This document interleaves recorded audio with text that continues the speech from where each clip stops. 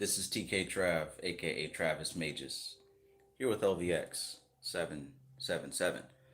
Today we're going to go over the first 16 verses of the Yoga Sutras of Patanjali. So, if you're excited to learn about the true meaning of mind control and how you can control your own mind, go ahead and hit that like button.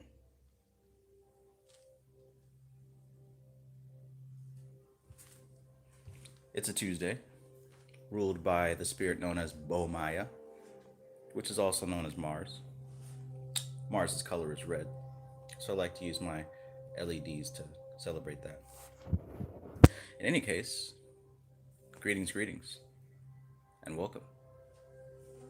Let us get started.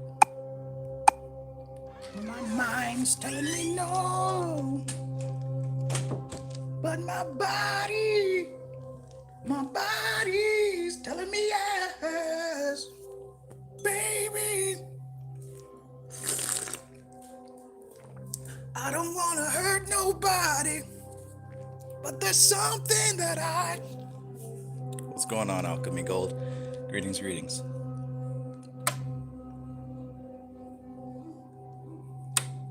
It's a good day. Good day. I hope you guys are enjoying the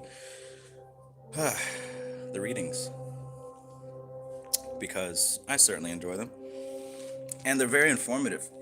It's informative for me so that I can keep it at the front of my memory, and I imagine that it will be informative to you as well.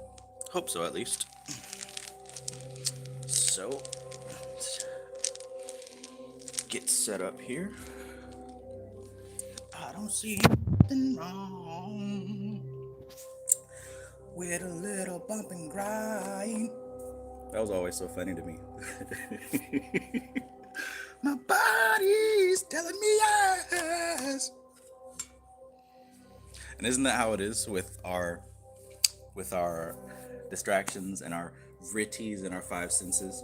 My mind's telling me no, but my body is telling me yes. How many of us cannot resist the urges and the impulses and the demands of the body, right? How many of us cannot resist the way he screamed body with passion and conviction? He already knew he was doomed. When you can't resist, when you cannot resist the urges and the impulses of the body, when you cannot manage the subtle disturbances of the mind, right? When you can't manage your vritis, you end up with a couple of cases full of trouble, right? Now, it may not always be as extreme, but I think all the trouble that we've ever gotten ourselves into has been due to us being unable to manage the subtle disturbances of our minds, right? Getting caught up. You feel me? Getting caught up. My mind's telling me no, but my body's telling me yes. Greetings, up at Unicorn. Marco Power, greetings. Sunshine, good evening. Virez Beats, peace. Okay, so let's get started. We're about to do this Yoga Sutras of Patanjali. Mobi, good evening, good to see you. I'm in a good mood. Hope you guys are too. It's a good day. Why not? Why not? I'm probably in such a good mood because of that last meme that I posted. If you check on my channel or on my Instagram with the dude in the car, and that was funny. Anyways, I hope nobody takes offense because I'm not specifically making fun of crackheads. It's just to illustrate a point. Like all my memes, right? You guys are all intelligent enough that you understand that everything I do is metaphor. I'm never singling anybody out. But I speak in metaphor because that's how the subconscious mind accepts information. So just because I'm a crackhead in the car going to get some crack doesn't mean that I'm making fun of crackheads. It is to compare the fact that the things that we desire and cannot resist is literally to the same degree as someone who has a serious addiction to drugs. Because sugar is no different than cocaine. As a matter of fact, sugar is more addictive than cocaine, right?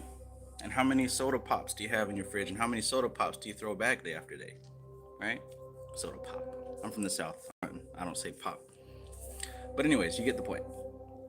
Now, speaking of all this mind control, let's get to the Yoga Sutras, Patanjali. I say Patanjali, but all these Indian folks on YouTube say Patanjali. So I'm gonna start saying Patanjali.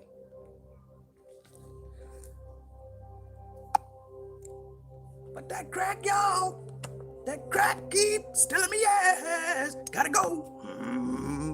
And then he looked back. Oh man, that was so funny to me. Beep beep. The crack keeps telling me yes. Serious Suit 888. Peace, bro. MC Maestro, hello, hello. Peace and greetings. It's a beautiful day. It really is. I am grateful and happy and thankful that I get to make memes and study yoga without getting wrapped up in memes and struggling with yoga.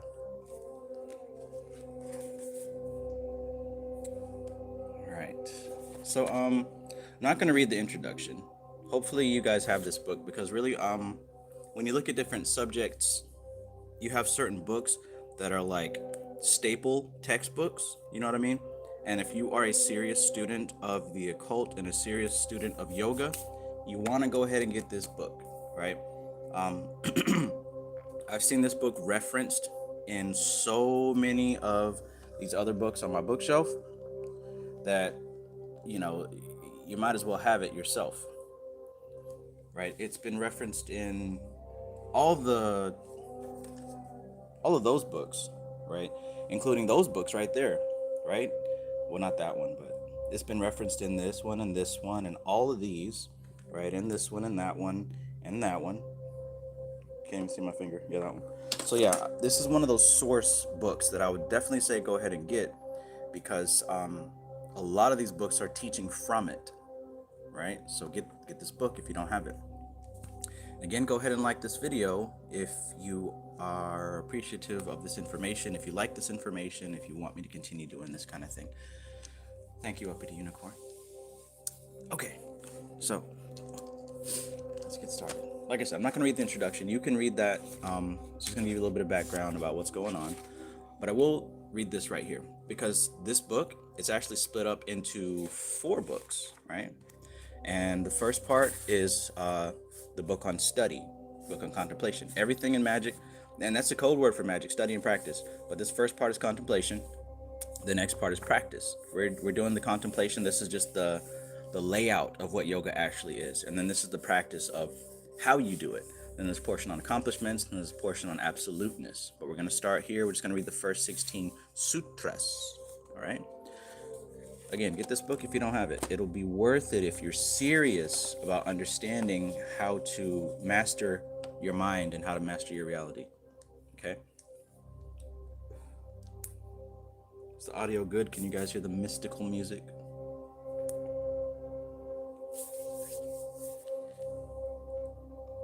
All right. Peace, Framestar Films. Good to see you. And good morning to you. Probably like 2 a.m. where you are. All right. Yeah, let's go ahead and begin. So, Book 1, Samadhi Pada, portion on contemplation. This begins our study of Raja Yoga, or Astanga, 8-limbed yoga, as it is sometimes called. Now, remember, there are 8 limbs, 8 different kinds of yoga. In particular, everybody knows about, the yoga that deals with the body and the stretching and all that stuff. But primarily what I study is Jnana Yoga and also Raja Yoga, but primarily Jnana Yoga. So anyways, what he's saying here is this begins our study of Raja Yoga. Yoga, as it is sometimes called, the Yoga Sutras, as expounded by the sage Patanjali Maharishi, comprise the first and foremost scripture of yoga. It says this is the first and foremost scripture of yoga. That's why this is so important. This is the first and foremost scripture of yoga. It was Patanjali who carefully coordinated yogic thought and explained it to his students.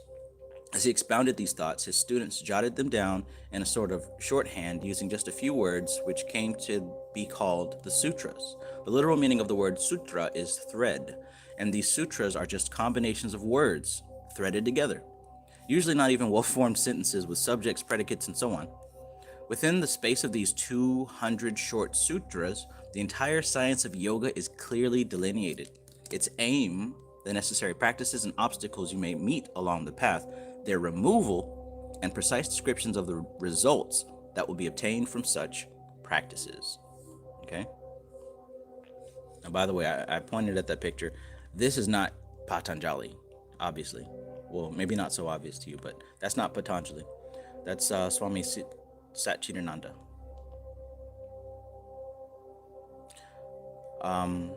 But this is the first scripture on yoga expounded by Patanjali Maharishi, and it was in Sanskrit. So there have been a few authors who have been a few authors who have interpreted and translated this, but this is a very popular version. This particular yogi's version is very popular. His name is Satchit Ananda. Naturally natured, peace, good evening, good to see you. All right, so let's get into this beautiful science. You fantastic, intelligent, genius people who have made the best decision to learn and study and focus on the science. So, verse 1. Atha yoga nosasanam. I'm not going to read the Sanskrit. I'm just going to read the English. Now the exposition of yoga is being made. Anusasanam means exposition or instruction because it is not mere philosophy that Patanjali is about to expound, but rather direct instruction on how to practice yoga. All right, he's about to lay it down. He's not just going to give you philosophy. He's going to tell you instruction on how to do this thing. All right, mere philosophy will not satisfy us. We cannot reach the goal by mere words alone. Without practice, nothing can be achieved. Okay, so he's letting you know that this isn't just vague philosophy. We're about to give you the study and the practice, the whole thing. And just so you know, of course, the Sanskrit is the original. This is the English translation. This right here is just all what each of the words mean. And this is what Satchidananda wrote to break it down in English, right? Just so you know. And that seems to be the Sanskrit, that seems to be the tradition. You'll see that in a lot of these books. But let's continue. Verse 2. This is the most popular verse that I have seen in like 10 of these occult books that I have over here on my shelf. And I've seen most of it in the past couple of weeks, honestly. So I guess it was a sign that I need to be reading this on YouTube. But this is the one right here. Yoga's Chitta Vritti Nirodha, right? Yoga and Chitta means the mind stuff or the mind field, right? Vritti is the modifications, right? We've been studying about the vrittis, the passive pravritti and nivritti. Vritti means modifications, modification of the mind stuff. Nirodha means restraint. So altogether, this means the restraint of the modifications of the mind stuff is yoga. What is yoga? The restraint of the modifications of the mind stuff. In this sutra, Patanjali gives the goal of yoga. For a keen student, this one sutra would be enough because the rest of them only explain this one. All the rest of these sutras explain verse number 2. That's how important this is. Yoga is about controlling and restraining the mind. Mind control. What is yoga? Mind control. That's why I named this title of the video. It's also kind of clickbaity, but I mean, that's what it is. Controlling the mind. That's what yoga is. And that's what this book is all about. So they say, for the keen student, this one sutra would be enough because the rest of them only explain this one sutra. If the restraint of the mental modifications is achieved, one has reached the goal of yoga. That's the goal. The entire science of yoga is based on this. Patanjali has given the definition of yoga and at the same time the practice. Damn. He gave you both the definition of yoga and at the same time he gave you the practice. If you can control the rising of the mind into ripples, you will experience yoga. If you can control the rising of the mind into ripples, you will experience yoga. That's what he said. All right, let's see what else is happening here with this very important verse. Now we will discuss the meaning of each word of the sutra. Normally the word yoga is translated as union, but for a union there should be two things: to unite. In this case, what is to unite with what? In this case, what is to unite with what?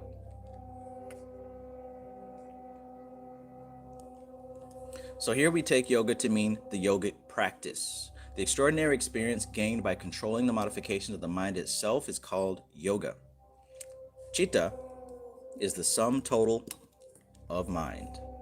Remember, chitta was translated roughly into mind stuff. So he's breaking out every word here. Now, this is stuff that we have been learning about all week. So these are all words, phrases, and concepts that we really have been talking about all month.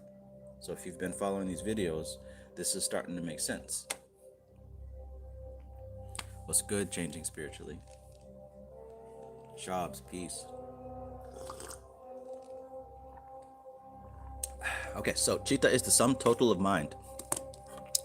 To have a full picture of what Patanjali means by mind, you should know that within the chitta are different levels. Okay, now we've learned about these levels, right? We learned about these levels. I asked you guys to write this down several days ago and to really start to look up what each one of these words mean. Hopefully somebody did that, and hopefully somebody's starting to get a little bit of clarity on this. So what he says here is when he talks about the chitta, he talks about these different levels. The basic mind is called ahamkara, or the ego, the I feeling. This gives rise to the intellect or discriminative faculty, which is called buddhi. Another stage is called manas, the desiring part of the mind, which gets attracted to outside things through the senses.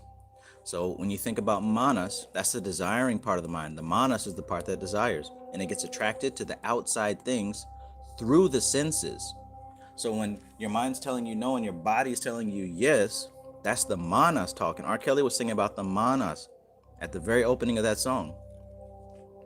The desiring part of the mind which gets attracted to outside things through the senses. For example, say you are quietly sitting, enjoying the solitude, when a nice smell comes from the kitchen. The moment the manas records, I'm getting a fine smell from somewhere, the buddhi discriminates. What is that smell? I think it's cheese. How nice. What kind? Swiss. Yes, it's Swiss cheese. Then, once buddhi decides, yes, it's a nice piece of Swiss cheese, just like I enjoyed in Switzerland last year, the ahamkara says, oh, is that so? Then I should have some now. These three things happen one at a time, but so quickly that we seldom distinguish between them. Did you check that out?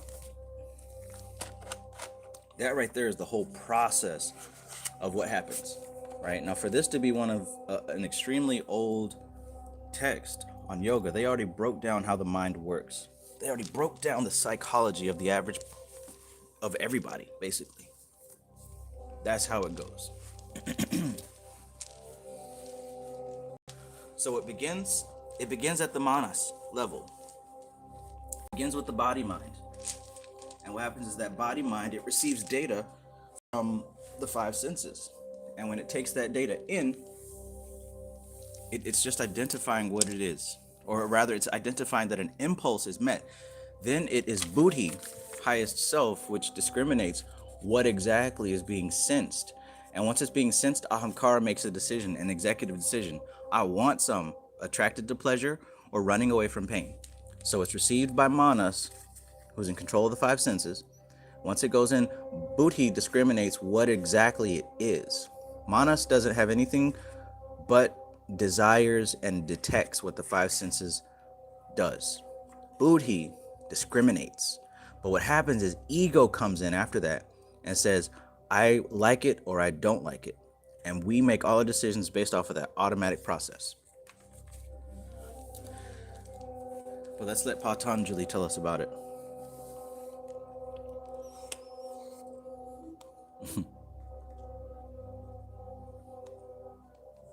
These modifications give rise to the effort to get the cheese, right? The want was created, and unless you fulfill it by peeping into the kitchen and eating the cheese, your mind won't go back to its original peaceful condition. So once that desire arises, you can't even go back to peace because you have been disturbed. You've been disturbed in that moment.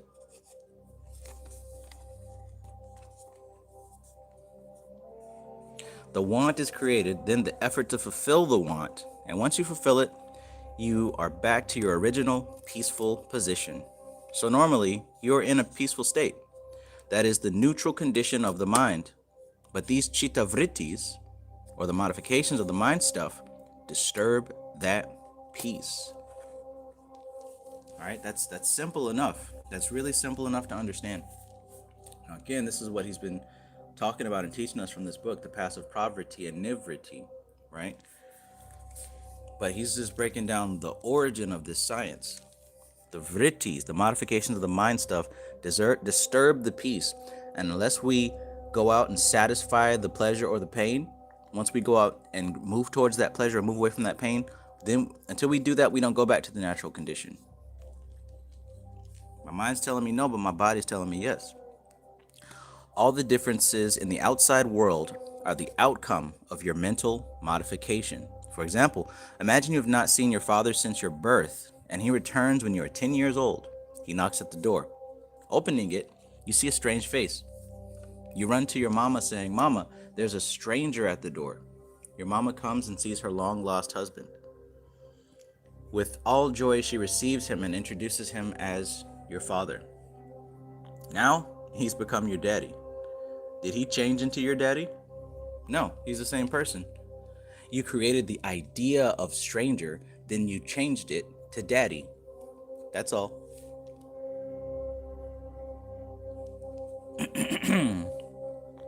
The entire outside world is based on your thoughts and mental attitude. The entire world is your own projection. The entire world.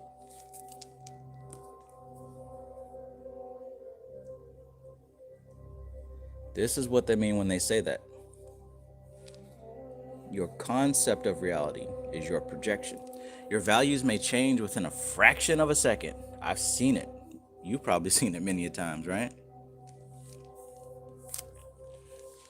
Your values may change within a fraction of a second. Today, you may not even want to see the one who was your sweet honey yesterday. I've seen that. If we remember that, we won't put so much stress on outward things. That is why yoga does not bother much about changing the outside world. That is why yoga does not bother much about changing the outside world. There's a Sanskrit saying, Mana iva manasyanam karanam bandha moksayo. As the mind, so the person. Bondage or liberation are in your own mind. Just like that post I posted.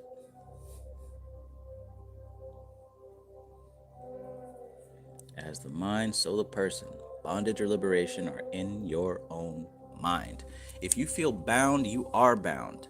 If you feel liberated, you are liberated. Things outside neither bind nor liberate you. Things outside neither bind nor liberate you. Only your attitude toward them does that.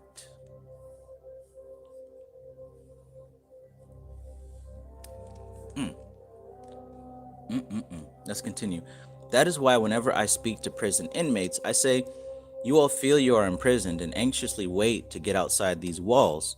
But look at the guards. Are they not like you? They are also within the same walls. Even though they are let out at night, every morning you see them back here. They love to come. You would love to get out. The enclosure is the same. To them, it is not a prison. To you, it is. Why? Is there any change in the walls? No, you feel it is a prison. They feel that it is a place to work and earn. It is a mental attitude. If instead of imprisonment, you think of this as a place for your reformation, where an opportunity has been given you to change your attitude in life, to reform and purify yourself. If you will love to be here until you feel purified. Even if they say, your time is over, you can go, you may say, I am still not purified. I want to be here for some more time. In fact, many such prisoners continue to lead a yogic life even after they left prison. And they were even thankful for their prison life. That means they took it in the right way.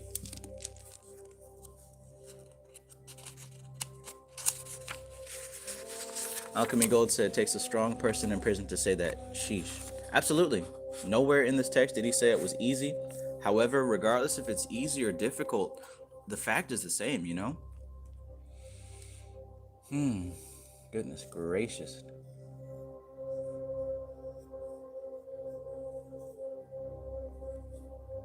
Framestar Film says change on the inner and the outer has no choice but to change in alignment with your perception. Absolutely. Allura has changed her icon, so I almost didn't recognize you. The manas convince you that the truth is where your desires lie, which is why we become so attached. It must be this way, or else I wouldn't feel this longing, even though the manas introduce that, by the way. Yeah, exactly, Allura. Introduce the longing.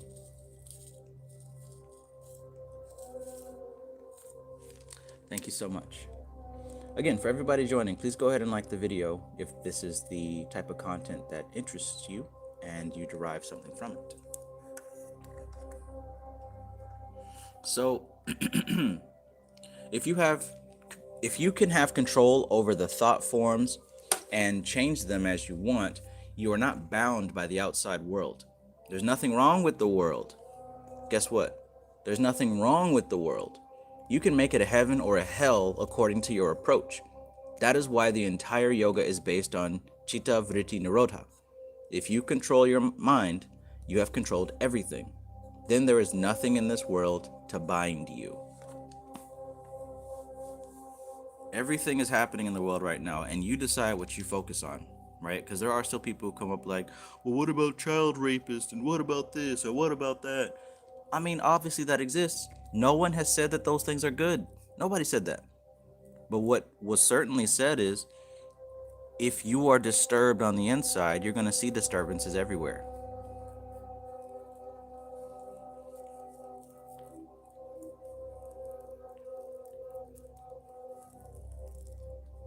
Goodness gracious.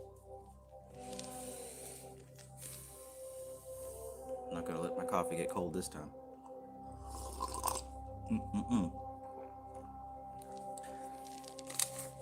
My mind's telling me no, but my body's telling me yes.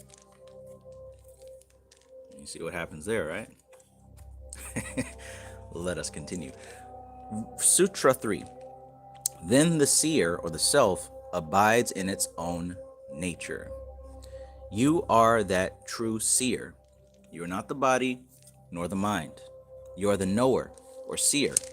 You always see your mind and body acting in front of you. Check that out. You always see your mind and body acting in front of you.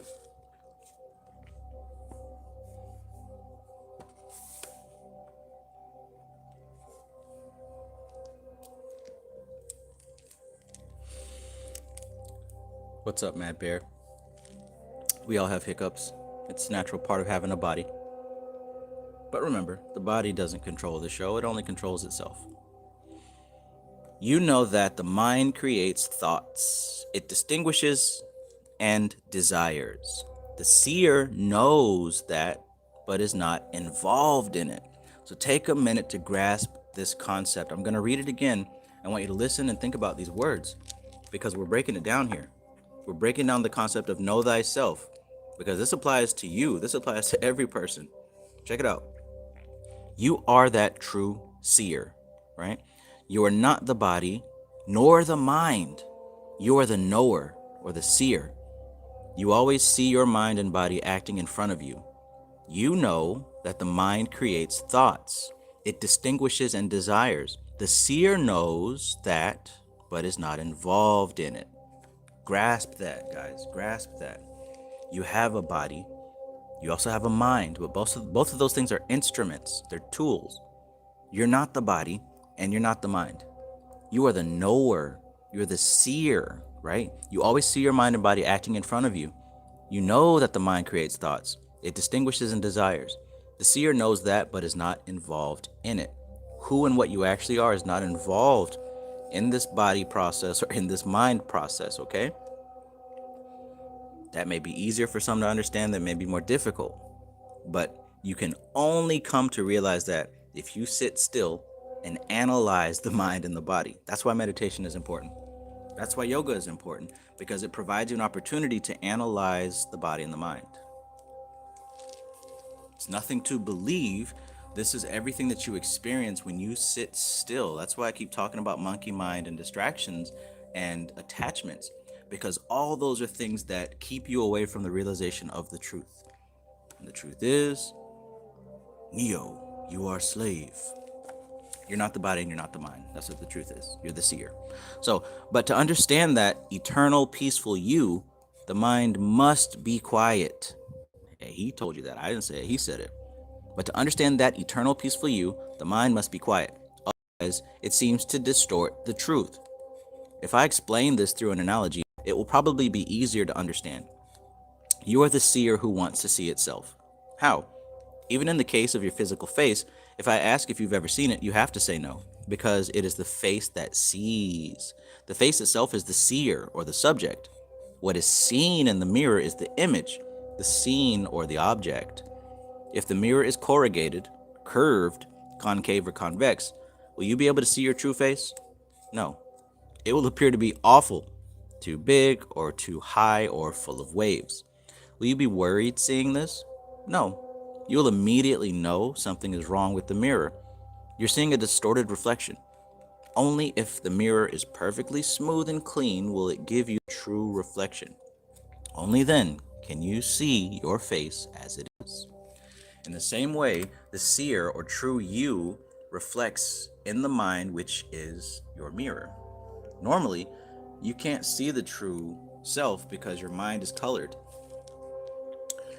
By the way, I keep referencing this book, and this has a great chapter about the levels of human consciousness, and there's even a chart that shows you the different colors, right? Map of consciousness, right here. It talks about these different levels, from highest to lowest, from lowest to highest. Now, these different levels color your experience depending on what level you find yourself at, what level you resonate at. If you're somebody whose primary perspective is fear, you will literally experience everything in life as something to be afraid of. If you're somebody who is experiencing compassion, you will see the love and the compassion in everything, right? So it's not that the world is a bad place, it's how you are seeing reality. So like he said, normally you can't see the true self because your mind is colored. If the mind is dirty, you say, I am dirty. How many of you are saying that? I am dirty. I am stupid. I am a failure. I'm fucked up. I am this. I am that. No. If the mind is dirty, you say, I'm dirty. If it's all polished and shining, I am beautiful. That means you think you are your reflection in the mind. If the mind has a lot of waves, like the surface of a lake, you will be seeing a distorted reflection. If the water of the mental lake is muddy or colored, you see yourself as muddy or colored. Does that make sense? If the water of the mental lake is muddy or colored, you see yourself as muddy or colored. To see the true reflection, see that the water is clean and calm and without any ripples. When the mind ceases to create thought forms, or when the chitta is completely free from vritis, it becomes as clear as a still lake and you see your true self. Remember, chitta is mind stuff, what the stuff that the mind is made out of. And vritis are the fluctuations and the ripples and the mental modifications that happen in the mind stuff. Vritis are the ripples in the mind stuff. So it says, when the mind ceases to create thought forms, or when the chitta is completely free from vritis, it becomes as clear as a still lake and you see your true self. Hunab Ku asks, that's part of what sin is, right? Absolutely. That is what sin is. Sin is when you identify with what you're observing. Sin is when you're identifying with your perception of your body, of your reality, right? Sin is saying, I am dirty, because there are dirty thoughts, because that's called attachment. You're attaching to that image, that conception, that illusion. You think that you are that which you are not. That is what sin is.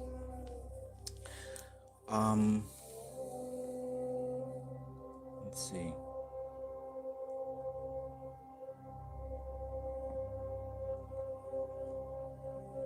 Greetings, Nuru.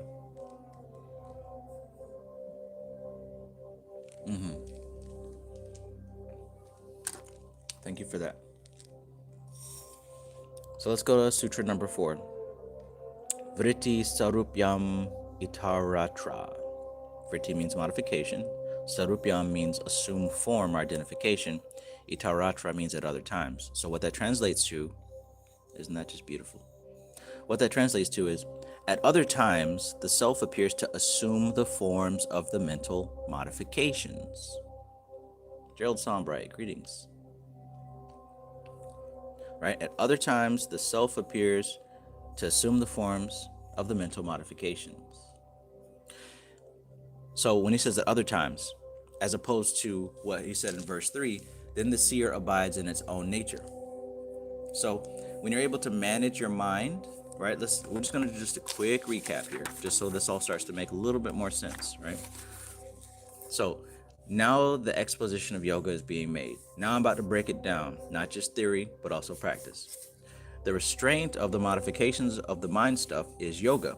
Basically, learning how to control the mind, learning how to restrain those ripples, learning how to still that pond, that is yoga, right? There's the external world and the internal world. Learning how to see reality as it is yoga. Verse number 3, once you do that, then the seer abides in its own nature. So once you calm down the vrittis, once you stop those fluctuations, right? Once you stop those ripples, then you'll be able to see yourself as you are without all the disturbances. Then verse number 4 says, at other times, right, when you're not in your own nature, at other times, the self appears to assume the forms of the mental modifications. And that's what Hunabku asks. That's what sin is. Absolutely. Well, let's see what Satchit Ananda says. You seem to have lost your original identity and have identified with your thoughts and body. And remember also what he said here in verse number 3, you always see your mind and body acting in front of you. You know that your mind creates thoughts. It distinguishes and desires, but the seer knows that, but is not involved with it. You are not the mind or the body. You know that the mind creates thoughts and the body creates desires, but that's not you. You've got nothing to do with that. You seem to have lost your original identity and have identified with your thoughts and body. Suppose I ask you who you are. If you say, I am a man, you have identified yourself with a masculine body. If I say, I am a professor, you are identifying with the ideas gathered in your brain. If you say, I am a millionaire, you're identifying with your bank account. If a mother, she's identifying with the child. If you say I'm a husband, you're identifying with your wife. If you say I am tall, I am short, I am black, I am white, this shows your identification with the shape and the color of the body. You. But without any identifications, who are you? And as a side note, guys, this isn't like for you to say to other people. This isn't like for you to go up in front of somebody else and they say, hey, who are you? And you start talking all mystical and shit. That's not what this means. Of course, when you're dealing with average everyday people, they're going to ask you who you are and you're going to give them some answer that helps them identify who you are.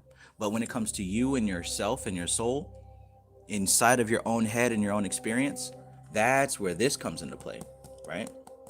So you don't have to like struggle and stress when we're talking with each other about, well, who are you? Oh, I am an infinite light being with, you don't have to go get that deep, right? You don't have to get that deep. But when it comes to you and your personal relationship with your soul, understand you're not a black man. You're not a black woman. You're not a Mexican woman. You're not a Mexican man. You are the soul. And the body is what the soul is experiencing. That's just for you to understand, right? Don't try to sound extra deep. Jocelyn Britt, good evening. Good evening. Unless you want to do that, that's your prerogative. But I would recommend. I've done that before, right? I said some ridiculous. I think the last time I did that was in the last time I did that was in 2010. I want to say. I had just moved to Orlando, and I was so excited because like the guy living there, one of my roommates, he was a rapper, you know what I'm saying? He seemed to have a little following, so I was like, yeah, I make music too. Maybe we can make music together. He was not having it at all. but I didn't know that. I was just, young and excited. And then there was like this other dude. Anyways, we were out front. They were smoking, and we were drinking beers or whatever. And they were asking me like, "So how old are you?" And then I tried to be super deep, like, "Oh well, I am an ageless entity from da da da da da." And they're like, "What the fuck are you talking about, dude? Like, I just asked you how old you were." Anyways, that was like the last time where I realized, all right, let's not try to be super deep. Let's try to, you know, when you're having conversations with regular people, you want to talk on regular people level. There's no need to be a super deep light being with common folks, because that's not gonna end well. That's for you. That's the point of the story. That's for you. Oh my gosh, that was so embarrassing. I'm a 500-year-old infinite light being from, I don't even remember what I said, but it was so stupid. But anyways, like I said, 2010, long time ago, I learned my lesson. And it wasn't recorded on the internet, so let's continue. Oh my god, so cringe.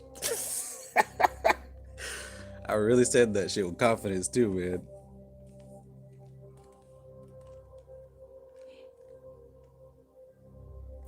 Okay,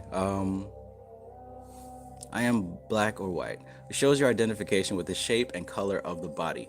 But without any identifications, who are you? Have you ever thought about it? When you really understand that, you will see we are all the same. If you detach yourself completely from all the things you have identified yourself with, you realize yourself as the pure I. In that pure I, there is no difference between you and me. Check that out. Check that out.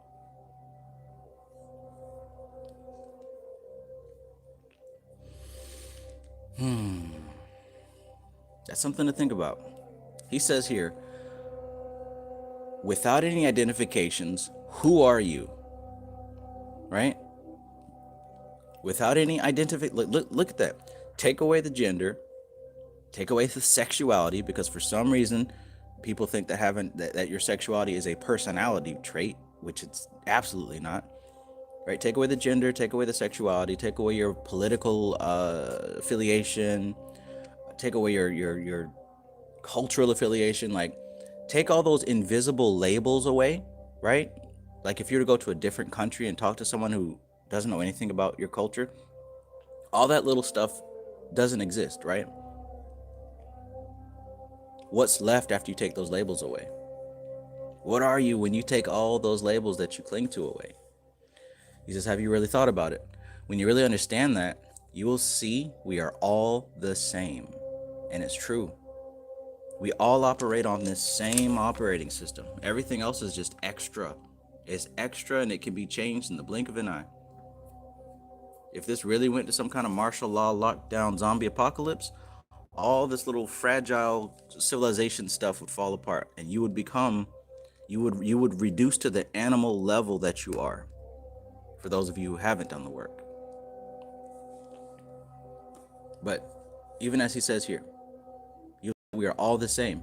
If you detach yourself completely from all the things you have identified yourself with, you realize yourself as the pure I.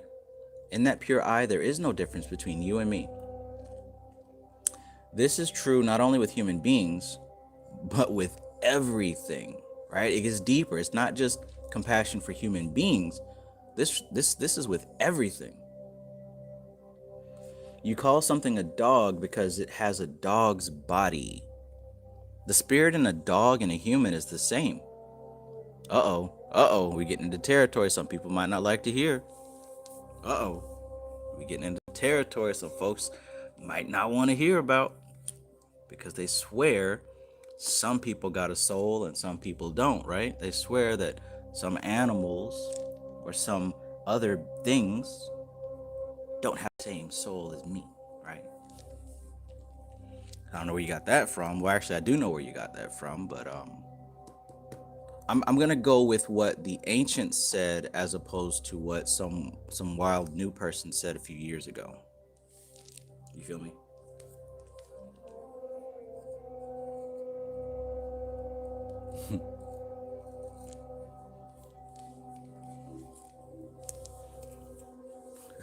What's the dog doing? All right, let's continue. You call something a dog because it has a dog's body. The spirit in a dog and a human is the same. The same is true even with inanimate objects. There is the same spirit in a stone or a wall. If I use the term spirit or self, you might hesitate to believe me. But if a physicist says the wall is nothing but energy, you will believe that. So, using the scientist language, since that's what y'all want to hear, there's nothing but energy everywhere. Even the atom is a form of energy. The same energy appears in different forms, to which we also give different names. So the form and name are just different versions of the same energy. And according to the yogic scientists such as Patanjali and many modern scientists, behind the different forms of energy is one unchanging consciousness or spirit or self. Starting to sound like some triple blackness of space. By the way, somebody pointed out something pretty awesome on last night's live stream about the triple layers being equivalent to Sat Chit Ananda. Because Sat Chit Ananda is not his birth name, that's a title that was given to him.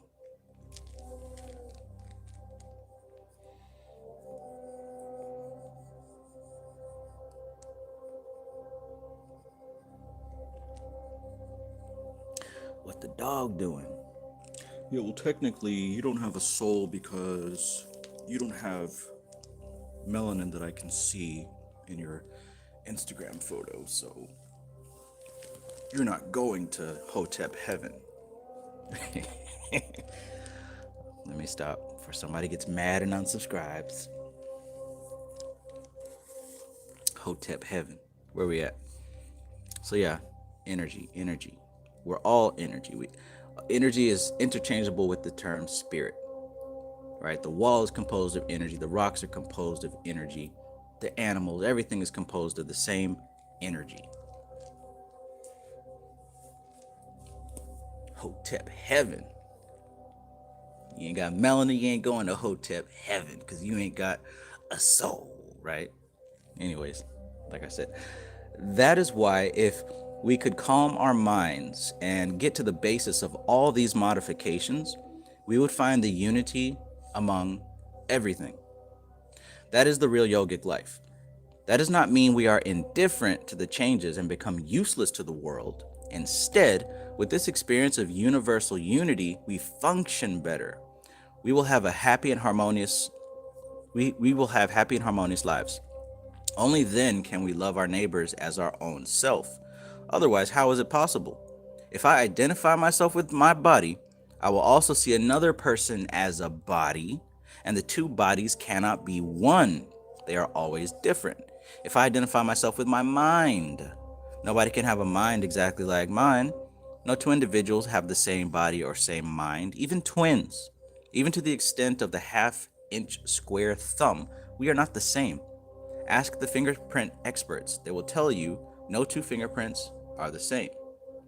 But behind all these differences, in the self, we never differ. That means behind all these ever-changing phenomena is a never-changing one. Check that out. Behind all the ever-changing phenomena is a never-changing phenomena, right? And we're going to dig into that a lot deeper when we read this book, Samkhya Darshan. And I showed last night that it is taught here that there's actually three levels of existence. One is the level of supreme consciousness, and that's beyond the manifest and unmanifest nature.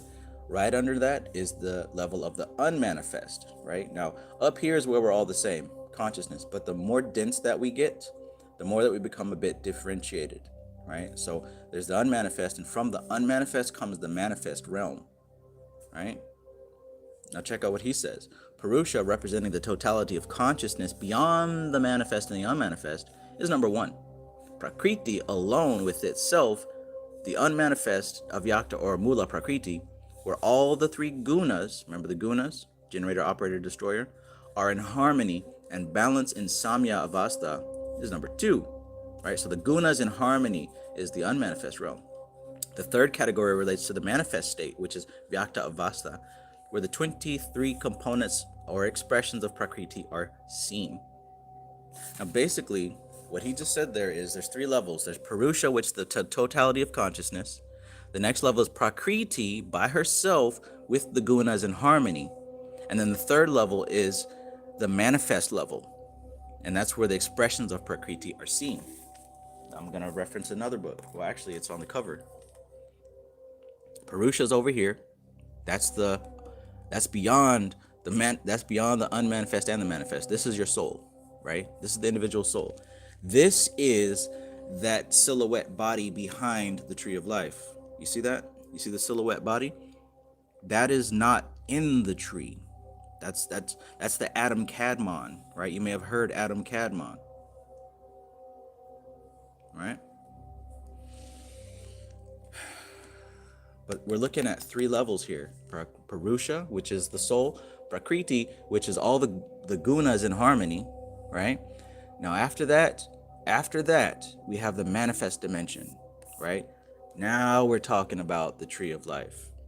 So behind the tree of life is an unmanifest. And behind that unmanifest is pure consciousness. Undifferentiated. So this stuff connects. This is why we're studying yoga and Kabbalah at the same time. But it helps to have a better look at what you're looking at.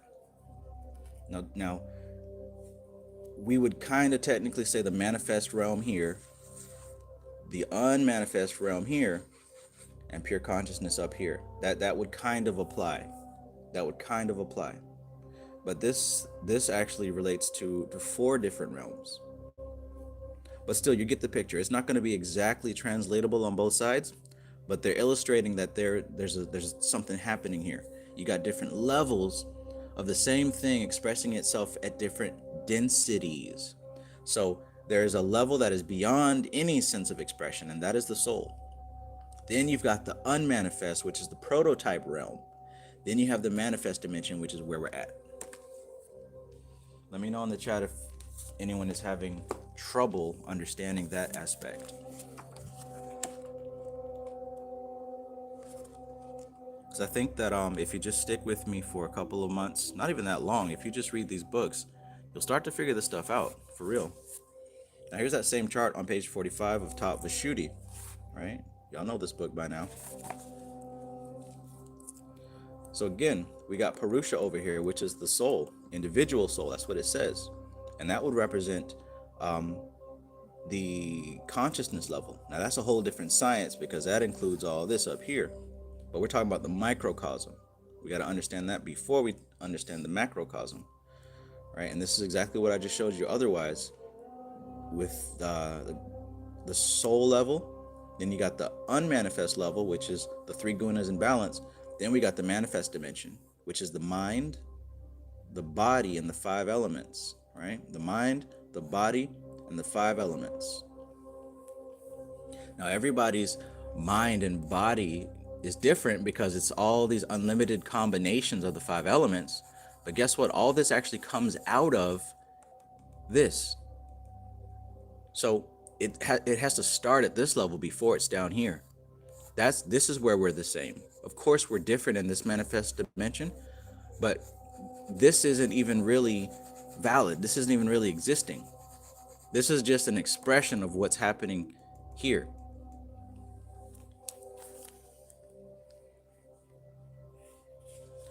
Oh, that's good. Alora says, notice all of the attachments Prakriti has in comparison to Purusha. Right. Because Purusha is unchanging. Nothing changes about this. Nothing changes about this level of soul. The soul does not change. It is what it is. It is, and it was, and it will be. The Bible talks about God, the same yesterday, today, and tomorrow, and forever. Now, on the level of matter, on the level of expression, of energy, of the tangible, this is always changing. This is change. What is change but this? Time and space are intrinsically linked with this. This is outside of time and space. Alora says Prakriti is cause and effect. Right, and Purusha is beyond the influence of cause and effect. Yeah, and there was one more image I wanted to show you guys. See the color plate, right? In Awakening the Life Force. I showed this before also. So I'm just showing like some of the same stuff that I've been showing in hopes that you guys kind of catch this stuff. Because it is all connected, right? Now, this chart actually talks about the breakdown of Brahman and how it devolves into, it says right here, Sat Chidananda, right? Universal soul. And then that turns into Purusha or Atman. So Atman and Purusha are interchangeable. And Atman, remember, it's almost like looking at the sun in the reflection of a pond. That's God compared to the soul. You see it there, but it doesn't have the same intensity and power as the sun, but it's a reflection of it. All right. Now this is all a chain. This is the same thing, but in different layers. So we go from Brahman, which is the ultimate conception of what you can ever think of as God. And the lower octave of that is Sat Chidananda, universal soul or God. Now this is beyond everything. This is behind what's behind the tree. Talking about that triple blackness of space. Now we talk about the Purusha or Atman. This is your individual soul with pure consciousness of Chit. We talked about Chitta, right? Chitta is the mind stuff. So that's the Chitta without the waves. Now the Jivatman is the soul in bondage with limited consciousness of Chitta. You got the waves taken over. Now check out what's a lower octave of this.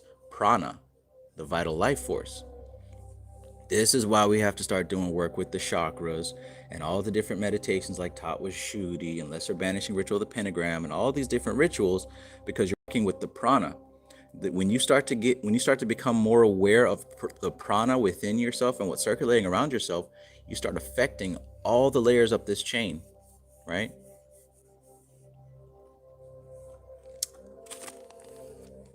But this is connected. This is connected here. So I know you guys can't see this whole thing, but I'll just try to explain it just a little bit. The Brahman, as you can see, is beyond matter and the material plane, beyond it. But check out what's happening here with the Satchidananda, the triple blackness of space, right? Now this is involved with the unmanifest. Remember we saw the 3 levels? This is the second level, the unmanifest, where all the gunas are in harmony with each other. This is legit some shit that you're not going to see elsewhere on YouTube. This is crazy. But anyway, this is where the Satchitananda, the Ishvara, the universal God, gets involved with Prakriti. Now, once that happens, now we start seeing some fluctuations. These books are talking about how when consciousness comes into contact with matter, it starts to create waves. And those waves is how we start to have this existence that we're in. So unmanifest in contact with the universal soul of God. Now we got that interaction happening, right? Now we got some fluctuations going on.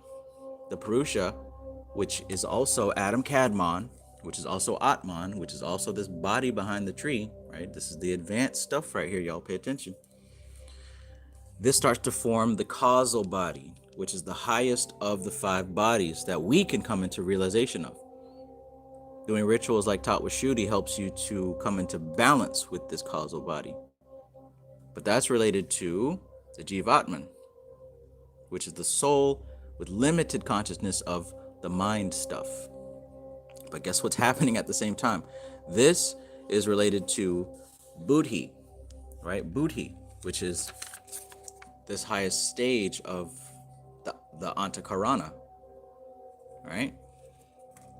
Now remember I said that these are all different levels of density of the soul, from God down to prana, right? It's almost like, I need to think of a good example for something layered. I keep thinking of, you know, like you look at the Grand Canyon, right? And you look at it from when it's open, you see those different layers with the dense rock on the bottom and then some finer rock towards the top, right?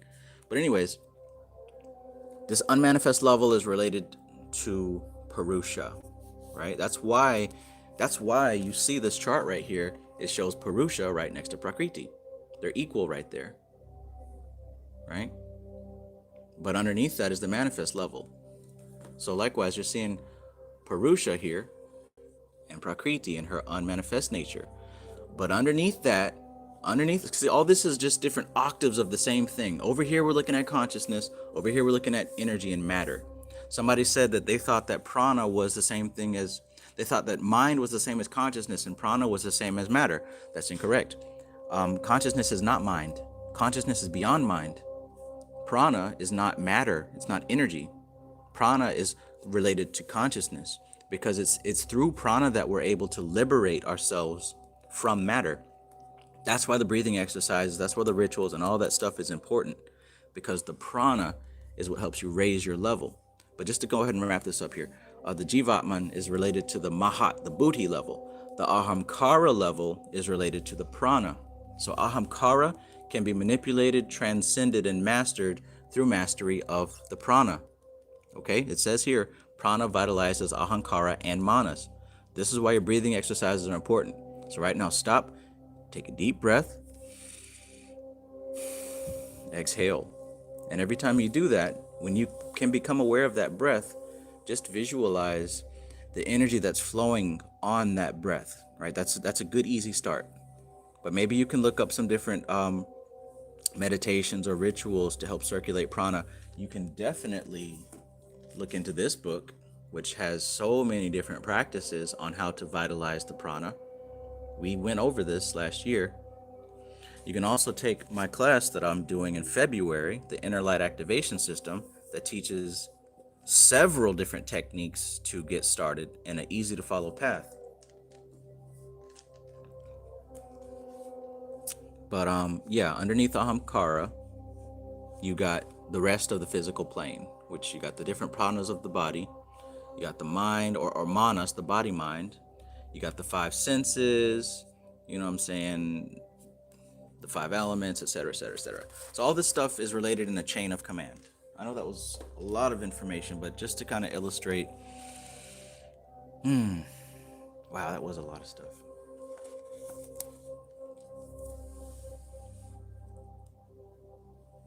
Send it to the cauldron. Not sure what that means, Wayne M.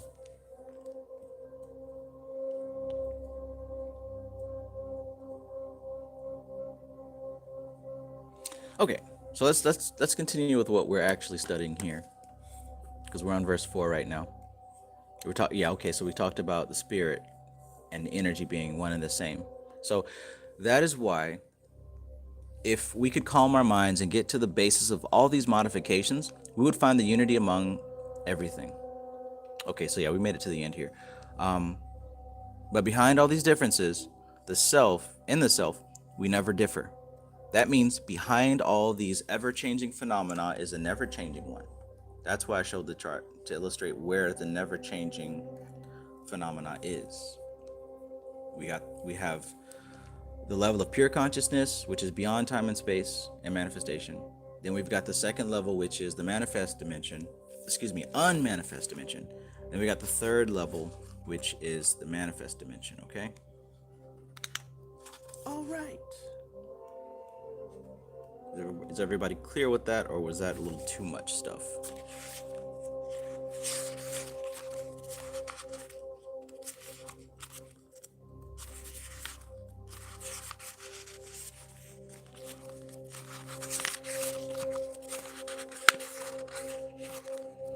Antakarana. Damn, I really should memorize what chapter that is.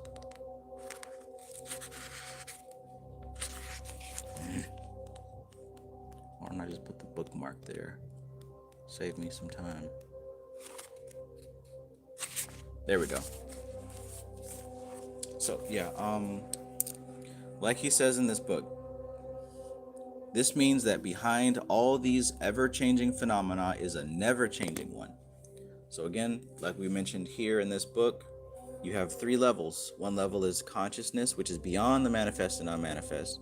Second level is the unmanifest, and the third level is the manifest, right? Now, Purusha, which is the soul, represents the totality of consciousness beyond the manifest and the unmanifest. That's the first level. The second level is Prakriti, right? Prakriti, and she represents the being in harmony with all three gunas: generator, operator, destroyer, in pure harmony and balance. That's the unmanifest dimension. And then finally, the third level, the manifest dimension, That's the third category, and it relates to the 23 components or expressions of Prakriti, which is the changing world that we find ourselves in.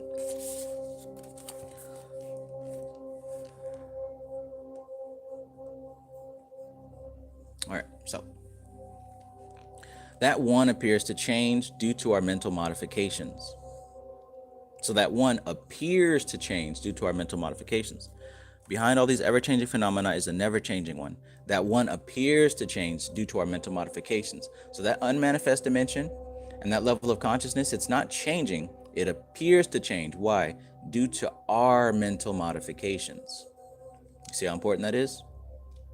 So by changing your mind, you change everything. If only we could understand this point, we would see that there is nothing wrong outside. It is all in the mind. But what about this? And what about that? And what about this? You're saying those things aren't wrong? Not saying that. But I am saying that there is a higher principle of harmony and balance happening that is beyond your understanding. Right? So I saw a video clip today on Instagram, and it talked about, well, it showed a picture of a lion, and it was hunting. There was a giraffe that it had hunted. He walks up to the giraffe, and he just pulls the baby out of her womb and walks off with it to eat it. Nobody can say that that's right or that's wrong. That's just nature. Those are laws operating beyond our understanding. It has nothing to do with morality, nothing to do with right or wrong. That's the physical dimension that we live in. That's the physical plane that we live in. Now, we talked yesterday about Gibura. The sphere of justice, right? This is when things need to be executed, when things need to be cut off. It's balance, because where there's abundance, there has to be limitation. This is what justice and balance is. Where there is abundance, there must be limitation. They go hand in hand. Now, that has nothing to do with how you feel about it. That's how nature operates. That's how this system operates. And it is a much higher intelligent system than your limited human history and memory can understand. And you know what? It's a perfect system. It's a perfect system. But you don't see that if you're looking from a level of ego and self-identification. Turnaround Jay says, why does the thumbnail say mind control? Just curious as to how this book is related to it. Well, it seems that you are a little bit late to the stream, but this whole first part is about mind control. It's about controlling the mind. That's what this whole thing is about.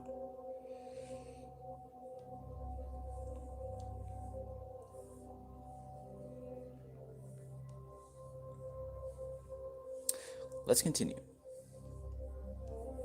So, by changing your mind, you change everything. If only we could understand this point, we could see that there is nothing wrong outside. It is all in the mind. By correcting our vision, we correct things outside. If we can cure our jaundiced eye, nothing will look yellow. But without correcting the jaundice, however much we scrub the outside things, we are not going to make them white or blue or green. Imagine that. You got a issue with your eye where everything looks yellow. It doesn't matter how much you scrub everything else. That's not going to make it white or blue or green. It'll always be yellow. That's why yoga is based on self-reformation, self-control, and self-adjustment. Not trying to fix everybody, not trying to save the world, not trying to wake people up. We gotta wake everybody. We gotta. Ain't no we gotta. Yoga is not about we gotta. Nothing in these scriptures says we gotta. If you listen to Brother Panic back in the day, what did he used to say? He said that in Kemet, nothing on them temple walls talked about what he used to say. A government plan, economic plan, nothing like that, to save the nation, and nothing was on these ancient walls about that. It's all about self-reformation, self-control, and self-adjustment. No we gottas anywhere in the ancient text. If you're talking about we gotta, you got more study to do. When this reformation is accomplished, we will see a new world, a harmonious and happy world. That's why we should always keep ourselves free from these wrong identifications. Economic plan. We got to start an economic. No. Come on now. No tip. Thank you, Nuru. Turn around, Jay says nothing about standing against the white man. We gotta. The white man. Oh, man. Yamaka says, we gotta, bro, you gotta. Exactly. You know what I'm saying? And tell me if that's wrong. Like, tell me if what I'm saying here is incorrect, right? It's not about we gotta. It's about you gotta, because you can't do anything. You can't make any of these people do anything. The only person you have any control over is yourself. The only person that you can adjust, affect, or control, the only mind you can control is your own. Ain't no we gotta. That's why yoga is based on self-reformation, self-control, and self-adjustment. Period. Alora says, fix that parataxic distortion. Exactly. We're going to have to use that word a lot more to introduce that lingo into our modern culture. So we got our work cut out for us, Alora. Parataxic distortion. I love that word. We got it. Alchemy Gold says, will there ever be a harmonious world? That's the thing. It's already harmonious. Once we begin to adjust how we see it and what we're focused on, then it will become self-evident. Like I said, this system is perfect. It's perfect. But if you watch the news, if you listen to what these people are trying to make you believe, if you're focused on the negativity, you will not be able to see the system as a perfect system. And because so many people are running around with an imperfect perspective and they're forcing it on each other, right? Trying to make everybody do the we gotta, then it's easy to get caught up in that nonsense. It's easy to get caught up in that. But it's already harmonious. It's already perfect. It's supposed to be this way. And it changes. It will change. It changes in cycles. You'll even look that in the Vedic system, they have what's called the yugas, which are different time frames, where things are a little bit more chaotic and dark. And there's other times where things are a whole lot better and harmonious and holy and sanctified and great. And there's a reason behind it. It just works like a clock. It's daytime outside and then it's nighttime outside. Right now, it just so happens to be dawn, right? The sun is rising right now. That's why all this information is coming out and people are starting to break away from the toxic system that we used to have. How fortunate are we to be born in this day and age?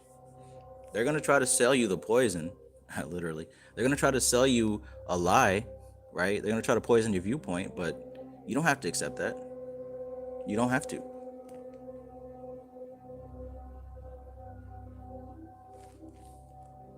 Check.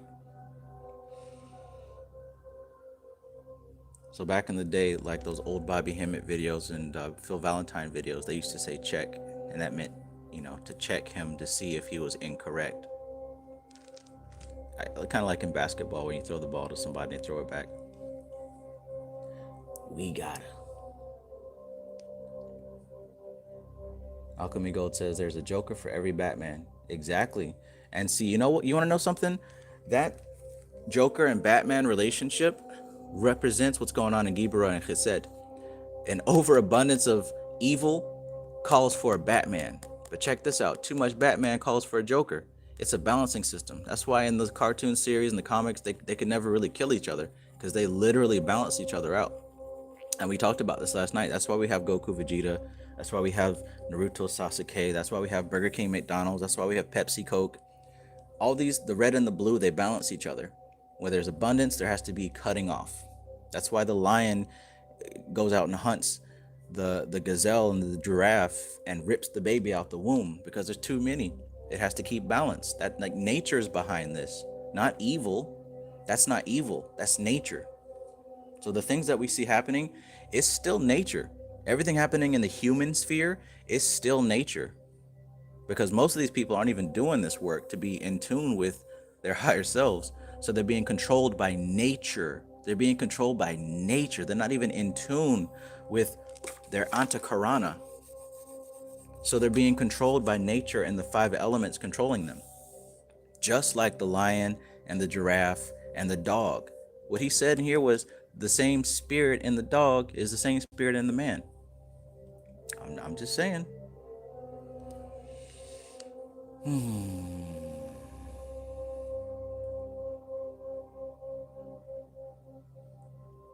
Turn around, Jay says, none of my friends want to talk about this shit, like finding balance within. They're too material in the 3D. Absolutely, my friend. That's the time that we're in. But that's perfect. Because the world isn't quite at the temperature it needs to be for there to be an abundance of people talking about this stuff. But since you know, that's perfect and that's just enough for your environment. We're almost like, you know how you got those little, damn, I might need to think of a better example than that. I was gonna say a little soap thing in the toilet bowl that makes the water blue, but basically, there can only be so many of us in an environment at a time that affects everyone else, and eventually there becomes more and more and more, and then the 100th monkey thing takes over, you know.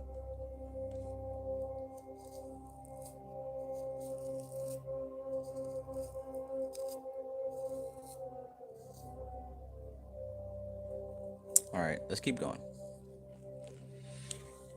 When this reformation is accomplished, we will see a new world, a harmonious and happy world. That's why we should always keep ourselves free from these wrong identifications. Verse 5. Vritaya pankatya klista klista. There are 5 kinds of mental modifications which are either painful or painless. All right, now we're going to talk about the 5 types of vritis. Laura says, I'm so curious how you're going to relate that to the toilet bowl cleaner. Yeah, I don't want to use a metaphor with the toilet bowl because that's usually not something pleasant. We don't associate toilet with pleasant. I mean, some people do. I'm sure there are categories on Pornhub and X Hamster for people who enjoy that. But basically what I was saying is there's always one person in a group, and you only need one person in the group. You know, you got the pyramid, 10%, right? And that affects the rest of the 90%. So of course most of us are gonna feel alone because we're so scattered and spread out. There only needs to be a few of us per group of people. That's nature. Nature only requires us to be in small numbers right now. Greetings, Sunshine Chick.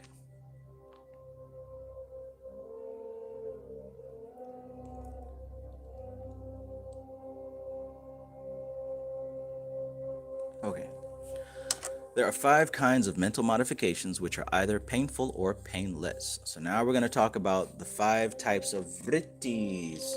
We got a glimpse of them in here, but now we're going to go in a little bit more depth because this is where they originated from. So let's get it. Patanjali says there are 5 kinds of vritis. And again, these are grouped into 2 major categories. One variety brings us pain. The other does not. That's what he said up here. There are 5 kinds of vritis, 5 kinds of mental modifications, which are either painful or painless. And what have we been saying all this time? The ego tries to run towards pleasure or run away from pain, right? Remember we used to say that all the time. We still say it. Well, look at where this comes from. This is the first text about yoga. This is old and ancient. And it says here, there are 5 kinds of mental modifications, vritis, which are either painful or painless, right? So he says that they're grouped into 2 major categories. One variety brings us pain, the other does not. Notice that he does not divide the thoughts into painful and pleasurable. Why? Because even so-called pleasurable thought might ultimately bring us pain. And again, we cannot easily know in the beginning whether a particular thought will bring pain or not. Some thoughts begin with pain, but end leaving us at peace. Others appear to be pleasurable, but bring pain. For example, our pity at another's suffering certainly causes us pain, but ultimately, it expands our hearts and minds and gives us more understanding and leaves us in peace. Instead of these terms painful and painless, we might be able to understand this point better if we use 2 other words. Call them selfish thoughts and selfless thoughts. Okay. So now we're getting into a little bit about compassion here. Let's see what he says about that. So instead of painful and painless thoughts, let's think about selfish and selfless thoughts.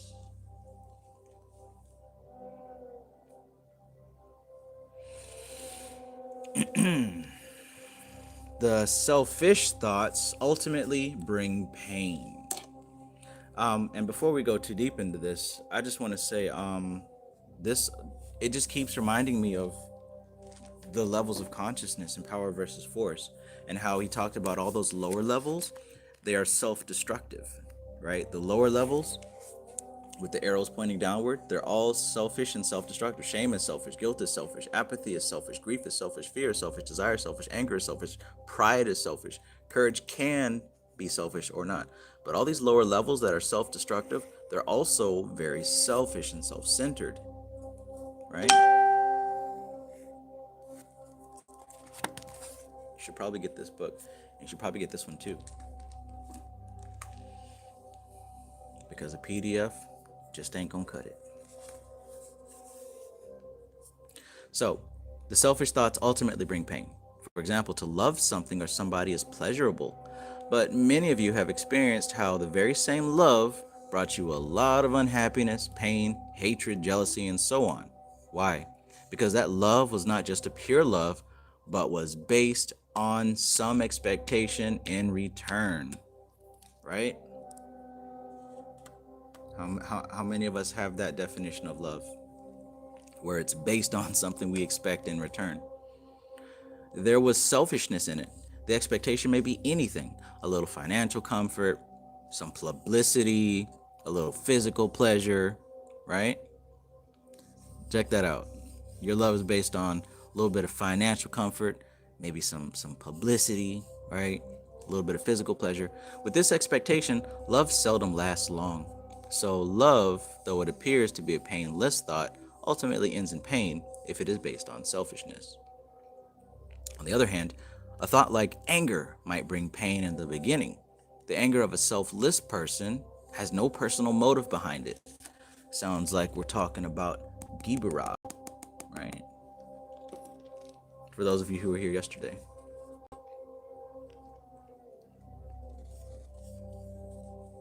Although that anger may cause somebody to feel bad in the beginning, ultimately it helps that person to correct himself or herself and lead a better life. That's that power of Gibera, correction, judgment, right? For example, a little strictness on the part of a classroom teacher is needed to reform the children and make them understand their responsibilities. Whatever the thought is, if there is no selfishness behind it, it can never really bring pain to the person concerned. The result is neither pain nor pleasure, but peace. Seeing this truth, we should analyze all our motives and try to cultivate selfless thoughts. That is our first and foremost duty. Try to cultivate selfless thoughts in all that you do, because it's selfish thoughts that bring you pain. Some people say, I thought that in the name of meditation and yoga, we were supposed to make the mind blank and without thoughts. But you can't make the mind thoughtless immediately. Many people try, but it's impossible. Once you make the mind thoughtless, you have attained the goal. But it is not that easy. Many people say, I have made my mind vacant. How did they know the mind was vacant? They were aware of it. Is not that type of awareness a thought? You have removed all other thoughts and retained this one thought of having made the mind vacant. That is not real thoughtlessness. Uh-oh. Hey, Patanjali said it, not me. That is why we use the trick of developing certain positive thoughts while removing certain negative ones, right? You heard this before. We say to the mind, all right, if you want to create some thought forms, go ahead. But if you create thoughts that will bring you pain, you are the one who will suffer. If you are selfish, you will suffer later on. I don't want to kill you. I'm your friend. I'm interested in your welfare and peace. So please listen to me. Do not create thoughts that will rebound on you. Forget your selfishness. Make others happy. And you will be the happiest person. By seeing others happy, You can't be unhappy. But by making everybody unhappy, you can never be happy yourself. How many of us know somebody who's always making everybody around them miserable?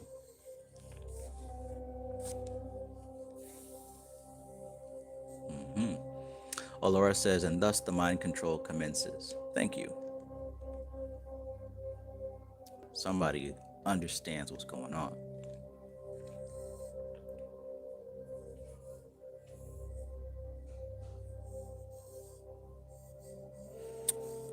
So, at least for your happiness, bring happiness to others. If you really want to be selfish in the idea of retaining your peace. There's no harm in that selfishness because by that, you're not going to harm anybody. Instead, you will be bringing the same peace to others also. If the mind says, I can't be selfless, I must be selfish, tell it, all right, go to the other extreme and be selfish in refusing to disturb your own peace. In our daily lives, we always work with these two categories of thoughts. Now we know that selfish thoughts will bring misery and selfless ones leave us in peace. How are we to know whether our thoughts are selfless or not? We have to watch carefully the moment a thought form arises in the mind. We become analysts. This itself is yoga practice, watching our own thoughts and analyzing them. You get that? You get that? So up here we've been talking about you want to cultivate selfless thoughts, not selfish thoughts, because selfish thoughts lead to suffering. Selfless thoughts leads to peace, right? And if you're unable to do that easily, it's best to start gradually removing the negative thoughts and the selfish thoughts and gradually increasing the selfless thoughts, right? Gradually decreasing the selfish thoughts and increasing the selfless thoughts, right? Because the selfish thoughts will bring misery and the selfish ones leave us in peace. So how do we know whether one is selfish or selfless? You have to watch it carefully in the moment. Awareness, right in the moment, right? Awareness in the moment, not daydreaming, not going along in a trance while you scroll or watch TV or Netflix. You've got to be aware of these thoughts in the moment. That's how you control yourself and resist being controlled from external influences, right? This itself is yoga practice, watching your own thoughts and analyzing them. Do you have enough energy and strength to do that? Do you have enough inner strength to do that, right? At the end of the day, everyone wants to talk about the different spirits and demons and magic rituals and what book and da-da-da-da. Do you even have the ability to watch your own thoughts and analyze them in the moment? Peace, Al Dickey. Peace, peace. Happy Tuesday.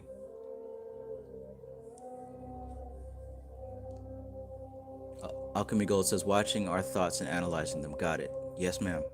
Alora Cohen says, I think that also means not hating on yourself too. Absolutely, Alora. 1000%. J Val says, don't leave me alone with my thoughts. You're gonna have to do that until the point that they're not scary anymore. And this is why people run to distractions, because, I know you're telling a joke, but most people are too afraid to be left alone with their thoughts. That's why they distract themselves so much.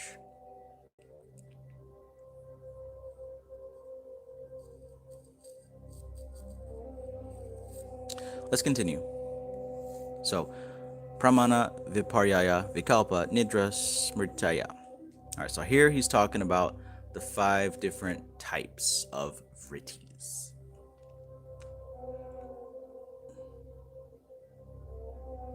Let's see what we have here.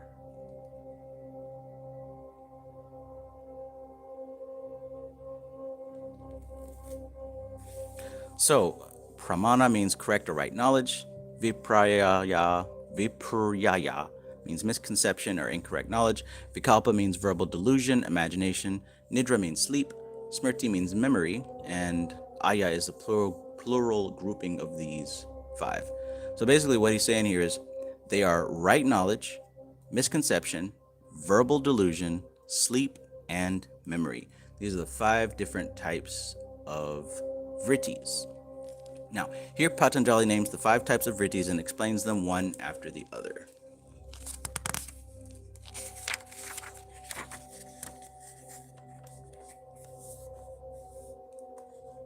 All right, so let's get started with these 5 vritis.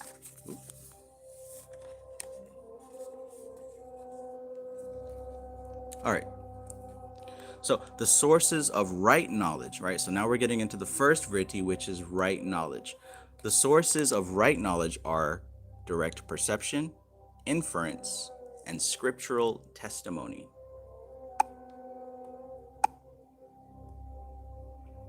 All right, so the sources of right knowledge, direct perception, inference, and scriptural testimony.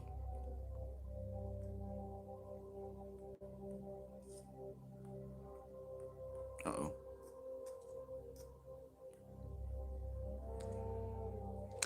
One example of what Patanjali calls valid knowledge is what you understand by seeing something yourself, direct perception, all right? Seeing it yourself. If you see something face to face, you don't have any doubt. That is one way to get valid knowledge. Another is by inference, okay? Seeing smoke, you infer that there is fire, because without fire, there can't be smoke. When you see a cow giving milk, you infer that cows give milk. You have not seen them all, but you assume. And there is one more way. You may not have seen anything personally and may not have anything from which to infer, but a reliable authority or person who has really understood something tells you. All right, so those are the 3 things. Direct perception, which is seeing it yourself. Inference, which is when you can kind of relate and connect dots. And then, of course, scriptural testimony, which is basically someone with authority that you trust, who is reliable and has really understood it, tells you about it. Those are the 3 places that we get right knowledge from.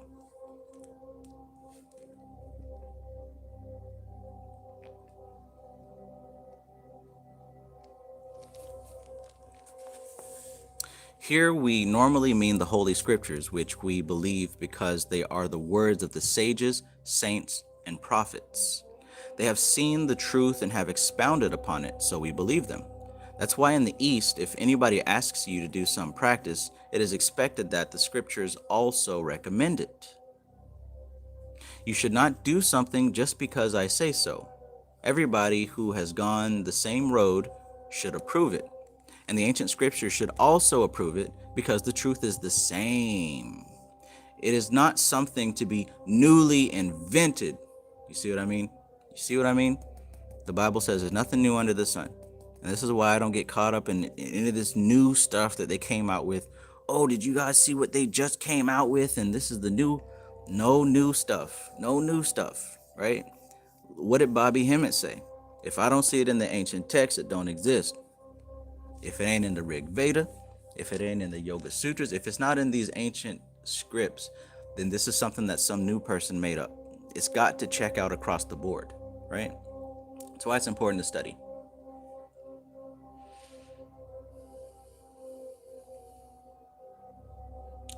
Vritti.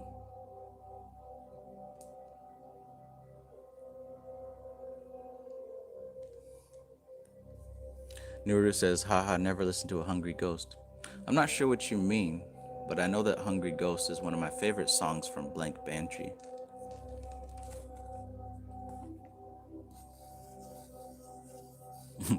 Oh yeah, I'm gonna highlight that. Did you guys hear what they just said? It's brand new. No, that's somebody trying to get some views on their YouTube channel. The ancient Scriptures should also approve it because the truth is the same. I mean, come on, guys. Like, how many times are they going to talk about this being the end of the world? You know what I'm saying? Like, they literally have been doing this forever. At least in my life, I remember being a kid and it was like, everybody, Y2K is going to happen. The end of the world is happening in 2000. And then it was 2012. And then again, I think they said the world's going to end in 2020 or something like that. Like, there's always this new stuff that just keeps coming out. And it always ends up being something here today and gone tomorrow. And just last year, people were like, oh, we're all getting a DNA upgrade. The Jupiter and Saturn are in alignment, guys. Yeah, oh, and that was another one, Alora, in 2006, 666, right? It's always just this new stuff that somebody just discovered and just came out with. That's not how the world works. This place has been here for so long that everything's already figured out. This place has been here for so long, it has already been figured out. Just because you don't know, just because the news people pretend that they don't know, doesn't mean that there's all these new inventions, all this new stuff coming out. Like, there's nothing new under the sun. But, you can agree or disagree or whatever, but that's what my experiences has showed me. That's what my direct perception has showed me. That's what my inference has showed me. And that's what scriptural testimony has showed me. 3 of these things prove that to me. There's nothing new under the sun. That's not just something a wild YouTuber told me. That's something direct perception told me. That's something that inference told me. And scriptural testimony told me that. This is where you get right knowledge from. See how that works? So this is one vritti to have, which is right knowledge. Let's keep going.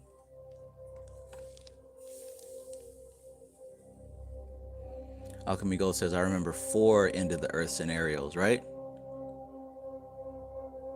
Gerald Sonbright says, I recollect it being an extremely beautiful day in 2012 when the world was supposed to end.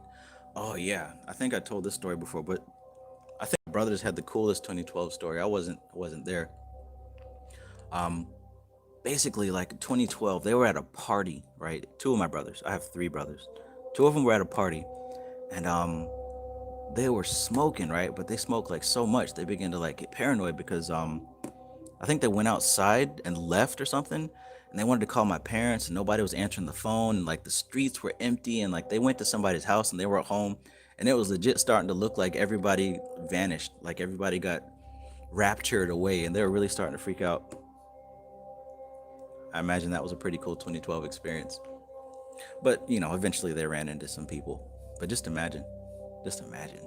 We're all preparing for this 2012 event, and like on the night, no one's answering their phones, nobody's home, and it really seems like everybody's gone. Well, that's a secondhand experience. That's inference. Let's continue.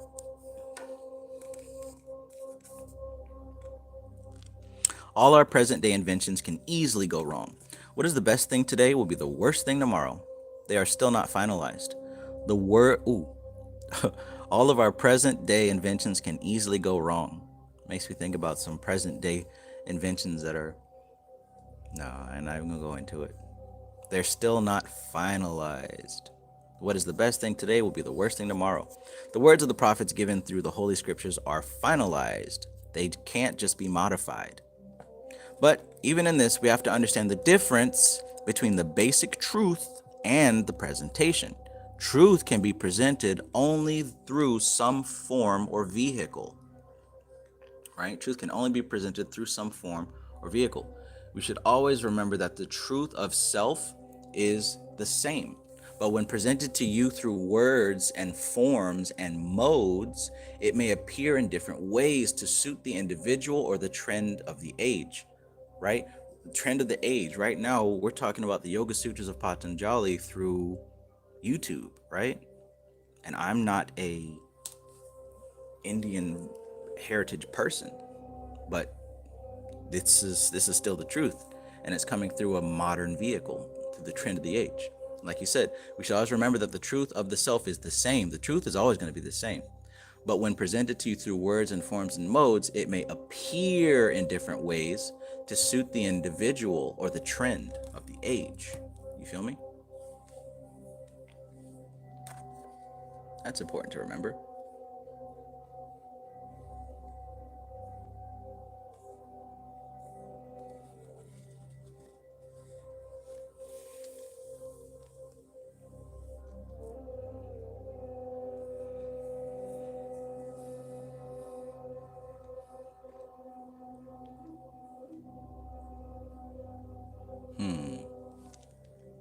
Let's see.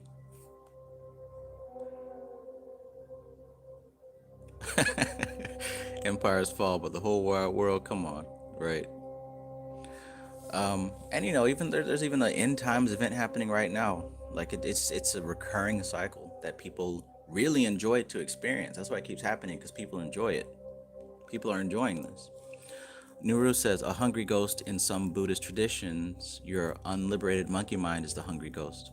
Always mouth open, can never be satisfied regardless of what it gets. Always hungry, never peace. Yeah, that sucks. Court Singh says, recently I was being told that reading these texts is futile because the end of the world is nigh. And you know, that's a perspective. If you want to entertain, that's your business. You can do that. But that life does not seem like one that I'd want to live. You can do that if you want. You know, he says it's futile. Look up what futile means.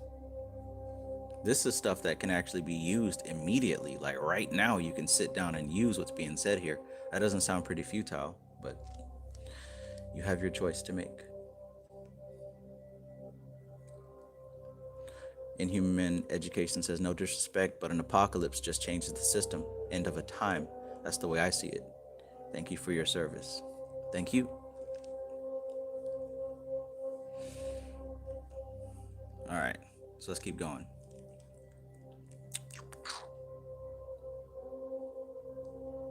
All right, so that means rituals can be modified, language can be modified, but the truth, guess what? The truth can never be changed because the truth is always the same. The rites are just the skeletal structures that uphold the outside of a building, but the foundation of all the rites should be the same. Context.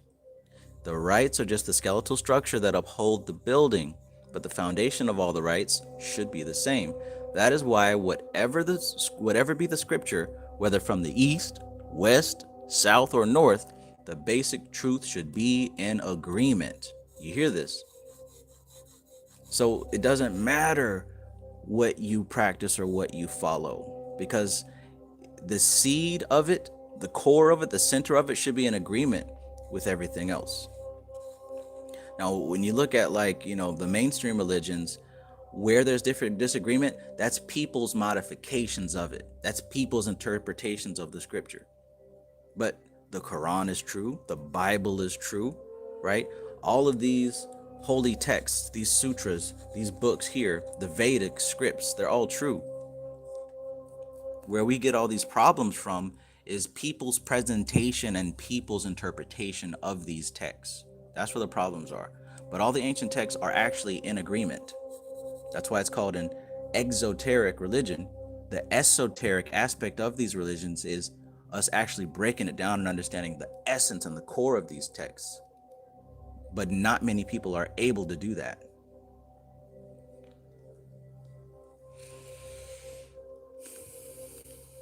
And maybe that would hurt somebody's feelings because they're extremely butthurt about Christianity or Muslim, Islam or whatever. But you're not mad at God. You're not mad at the religion. You're mad at the people and how those people treated you, or the experience that you had with the people, right? It's not this, the religion didn't hurt you. It can't hurt you. God didn't hurt you. He can't hurt you. It's these people that hurt you. It's these people you disagree with.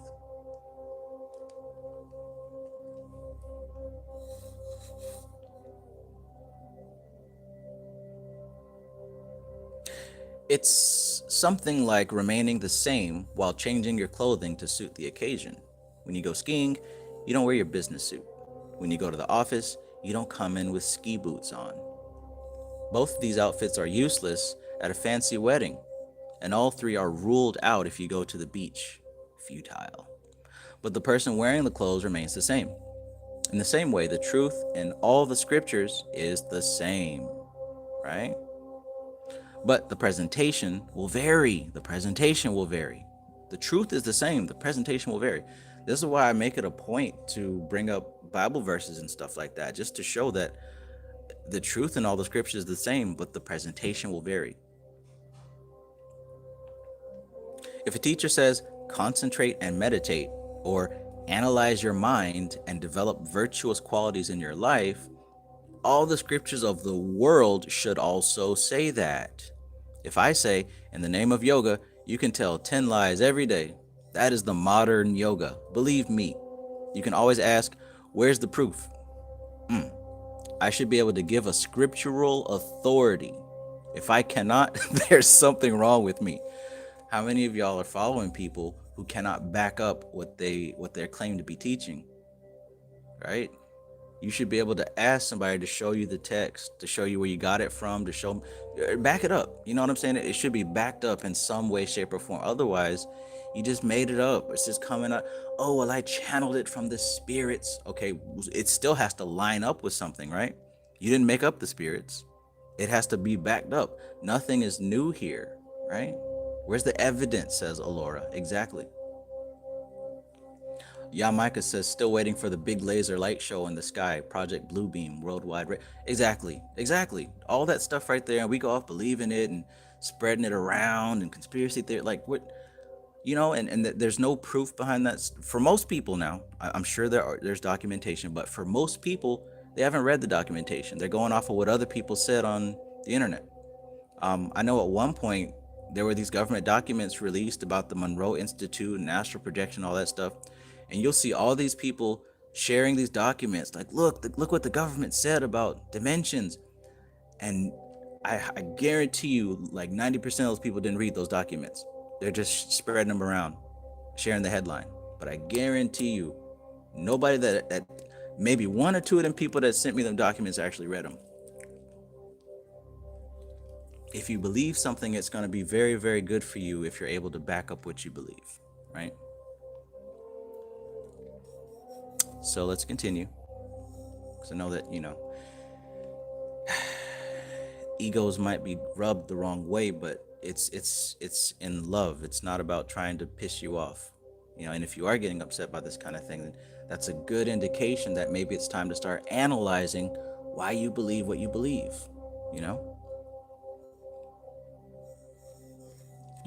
You can always ask, where's the proof? I should be able to give a scriptural authority. Nothing I have ever told you on YouTube, except that one time when I talked about you have to tilt the mirror at 45 degrees to summon spirits. I got that from somebody and I wasn't able to back that up. I got called out on it one time. But everything else that I've said on my channel and in everything, I don't make it up. I'm able to back it up and I can point to where I got it from, and it's not my word. If you want more information about a certain thing that I've said, I always point to where I got it from. You know what I'm saying? And anybody who's watched me for any amount of time is able to, to verify that. And that's what you should expect from someone that you're learning from or you're associating with, right? And that's what you should also strive for in yourself, to be honest, to be impeccable with your word. That's an extremely good quality to have in human education. Thank you, bro. I appreciate you.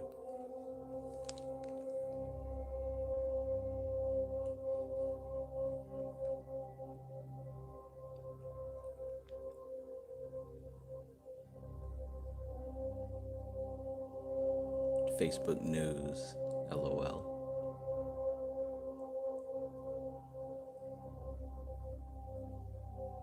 Cosmic chlorophyll, welcome, welcome. Nuru says Christianity has a practice of passive listening to teachings. Actual liberation begins when you put the teachings down and raise the inner fire up. Only time and a samadhi bliss practice gets you there. Absolutely. Absolutely. Gotta do the work.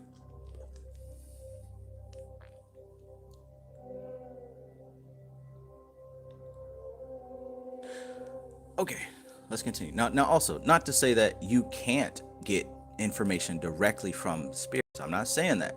But one thing I learned from Christianity and actually working with it is you do get a message from spirits, angels, God, whatever. Confirmation comes after that, right? Physical manifest confirmation comes after that. All right, so keep that in mind also. If you are doing spiritual work and you do download something, you pull something from the ethers, if you actually are doing the work and you're able to derive information that way, then there's going to be confirmation on the physical plane. Okay, so get that straight also. I'm not saying that you can't pull information from spirit. Yes, you can. If you purify yourself, you can definitely channel information. But what happens is you get a confirmation on it. You definitely get a confirmation on it. All right, that's what I'm saying.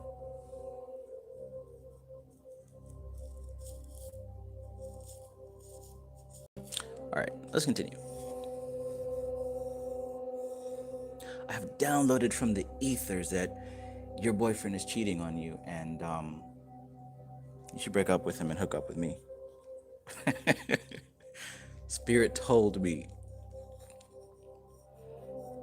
Where's the proof? I should be able to give you a scriptural authority. If I cannot, then there's something wrong with me. That's why you need not just believe and follow someone or something blindly. If you have any doubt, refer to any holy book. Has the Holy Scripture approved of it? If you find it there also, then follow it.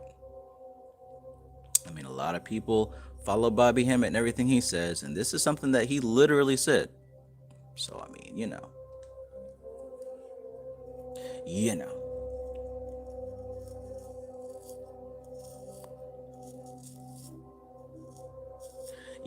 Let's keep going. So, by all these three ways, we get valid knowledge. This is how we get valid knowledge. Again, direct perception, inference, and scriptural testimony.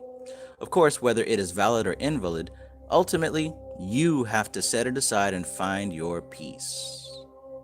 But before we push out all thoughts, we try to analyze them and eliminate one set after another. We can't just throw everything into one garbage pail. When I tried to do that once, the ashramites asked me not to. They said, Gurudev, you have to put the vegetables in one, the papers in another, and the bottles in still another one. Why? The papers can be recycled, but the vegetables go into the compost pile for the garden.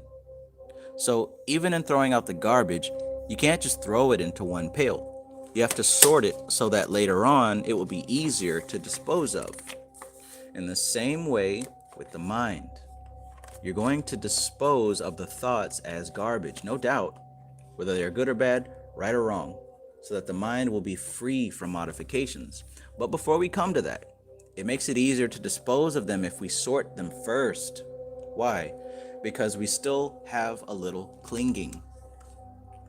We can't just throw everything away so easily.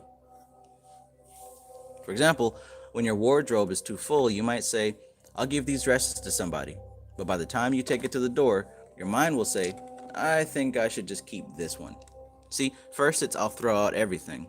I don't want these things. Then when your friend comes to take them, you say, wait, just leave this one for me. I can use it for another year. Let it be. So we have to make use of this attitude. Your mental wardrobe is also full. You want to throw something out, but you don't feel like just dumping out everything. So you analyze. This is painful. It's not necessary. But these things seem to be nice. Let them be. For the satisfaction of the mind, we are trying to analyze how many kinds of thoughts there are. Oh, you are not going to empty me completely. At least you're giving something back to me.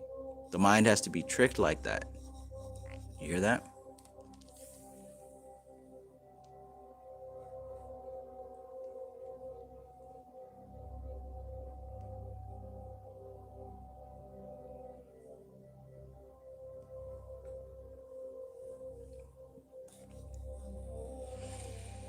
Goodness gracious. I still remember when I was a young boy. My mother used to feed me and I would make a fuss. No, I don't want it all. Oh, is this too much, son? All right, I won't give you all of it. She would form all the rice into a flat disc and then cut a line across and say, see, I'm taking away half. You only have to eat the other half. So the other half would be pushed aside on the plate and she would feed me and I would be satisfied. But while I was eating, she would start telling me nice stories, and before long, the other half would also have vanished. If by any chance I looked down at the plate before the whole thing was empty and said, Mother, you are feeding me more, I don't want it, she would say, all right, son, I'll take away this half. She said she would take away half, no? She always took half from the remaining portion. That is a trick in feeding a child. The same trick can be used in emptying the mind of thoughts. Tell the mind, all right, you have that much, and I'll take the rest away. After a while, say, this also seems to be unwanted. Let's take this away also. You remove them little by little. That's why Patanjali is so careful in forming the thoughts into different groups. Got it?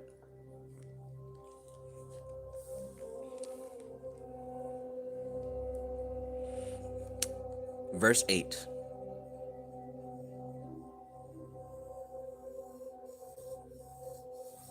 Okay, so we just talked about right knowledge.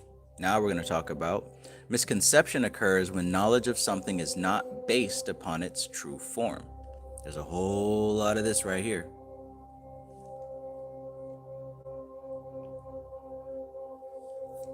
There's a whole lot of this right here. Misconception occurs when knowledge of something is not based upon its true form.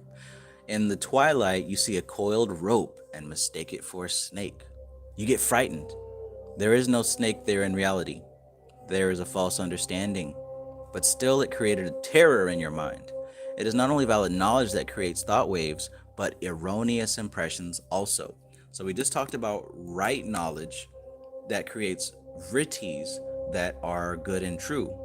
Now we're talking about wrong knowledge, right? And wrong knowledge occurs when knowledge of something is not based upon its true form, right? When reality scams you. Verse 9, an image that arises on hearing mere words without any reality is verbal delusion. An image that arises on hearing mere words without any reality as its basis is verbal delusion. You hear something, but really there is nothing like that. In Vipariyaya, misconception, this is misconception, right? In misconception, at least there is a rope to be mistaken for a snake. But in Vikalpa, which is verbal delusion, there is nothing there. Yet you still create some opinion about it. Oh man, I think this has gotten a lot of people right here, right? Verbal delusion. That's when you just hear something and you create a fantasy about it. Man.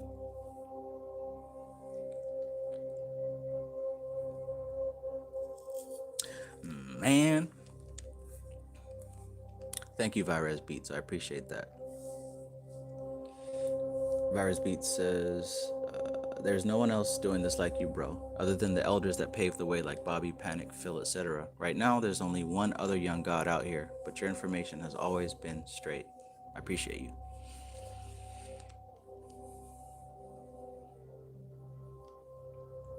I like Risk too. I wish I had more people to play Risk with. We should come up with some way to play Risk through online. I'd love to do that. I think Risk is cool. I had an idea to like invite some people over and like try to live stream it with everybody's phone, but maybe we'll figure that out a little bit later. But yeah, let's talk about verbal delusion, right? So we're talking about misconception, right? And misconception happens when you see something that's not based upon its true form. Like you're walking late at night and you see a rope and you jump and scream because you thought it was a snake, right? Now there's also verbal delusion, right? Now let's talk about verbal delusion. And basically he said that there's nothing there, but you still create an opinion about it. Suppose I say, John took his car to the garage and on the way, all his tires got punctured, so he had to remove the wheels and give them to the mechanic to be repaired. He drove home very fast and got into an accident. And you say, oh, was it a terrible accident? You're only hearing my words. You haven't taken the time to think. If you thought about it, you would say, if he gave all fours to be repaired, he couldn't drive back. It didn't happen, but you take it seriously. Another example would be, his mother was a barren woman. It's verbal delusion, but still may create an impression in your mind, right? How can somebody's mother be a barren woman? If she's barren, then she can't be a mother. Basically, words that trick people that hear the words and then they take that as proof. Now he talks about the mental modification supported by cognition of nothingness is sleep. The mental modification supported by cognition of nothingness. So when you come into a state of cognition of nothingness, right, this is the third or fourth type of mental modification. Yeah. So the first one was right knowledge. The second one was wrong knowledge. The third one was imagination. This is the fourth one, right? Cognition of nothingness. So the vritti that is supported by the cognition of nothingness is called sleep. This is the fourth type. Normally we say we do not have any thought in the mind during sleep, but actually we have the thought of having no thought. That is why when we wake up, we say, I slept very well. I knew nothing. You knew nothing, but you know that you knew nothing. Don't think there's no thought in sleep. If there were no thought and you were completely unconscious, you would not even feel that you had slept. All other thoughts are temporarily suspended except this one thought of emptiness in the mind, which leaves its impression upon waking. Ooh, controversial.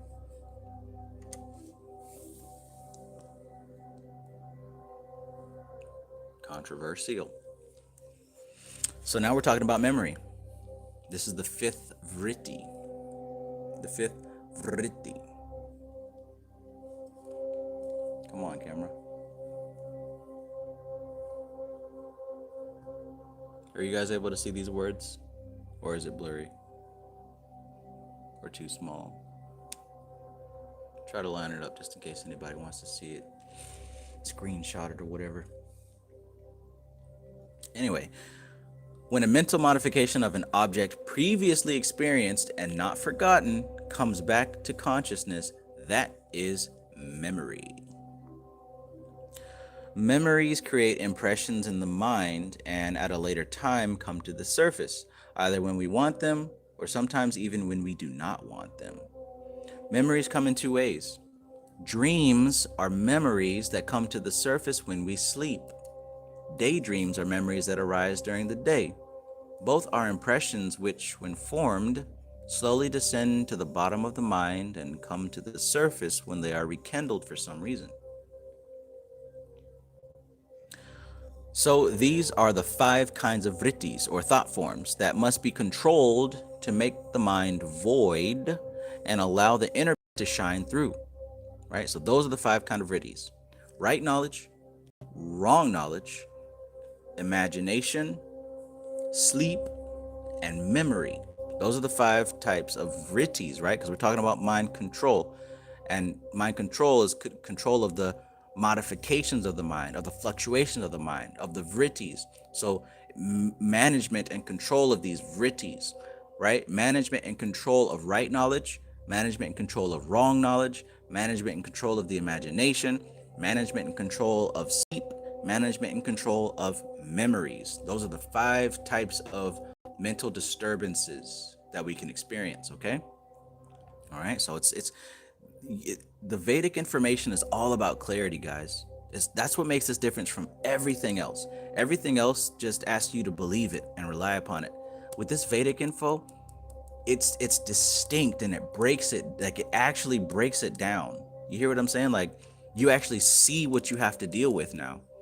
Like before, say for example, working with the Goetia, there's a lot of stuff that we just have to accept because we don't know. Some of it is kept a secret, some of it is beyond understanding, and some of it, well, damn, could even be made up. You know, why do I have to do this? Why do I have to do that? Why does the sigil look like this? I didn't learn about that until much later, right? Why do the sigils look like this? What is the astrological significance? What are the tarot significance? Why do we have to say these words? Where did the Goetic ends come from? Like all this different stuff that we don't have any knowledge of, we just go with it. That's every other spiritual practice. With this Vedic information, it breaks the stuff down to the bone gristle, where you know what you have to do. You see what I'm saying? Like that's what makes this so different from everything else. So we talk about mind control, and we talk about self-improvement, self-growth, self-awareness, right? We talk about yoga and actually doing the work. We're breaking down what the work is. We're breaking down what the work is. And he said here, all of yoga can be condensed into one line, which was the second verse, which is yoga is the management of the mental fluctuations. And we saw that there are 5 mental fluctuations. So these are the 5 kinds of vrittis, or thought forms, that must be controlled to make the mind void and allow the inner peace to shine through.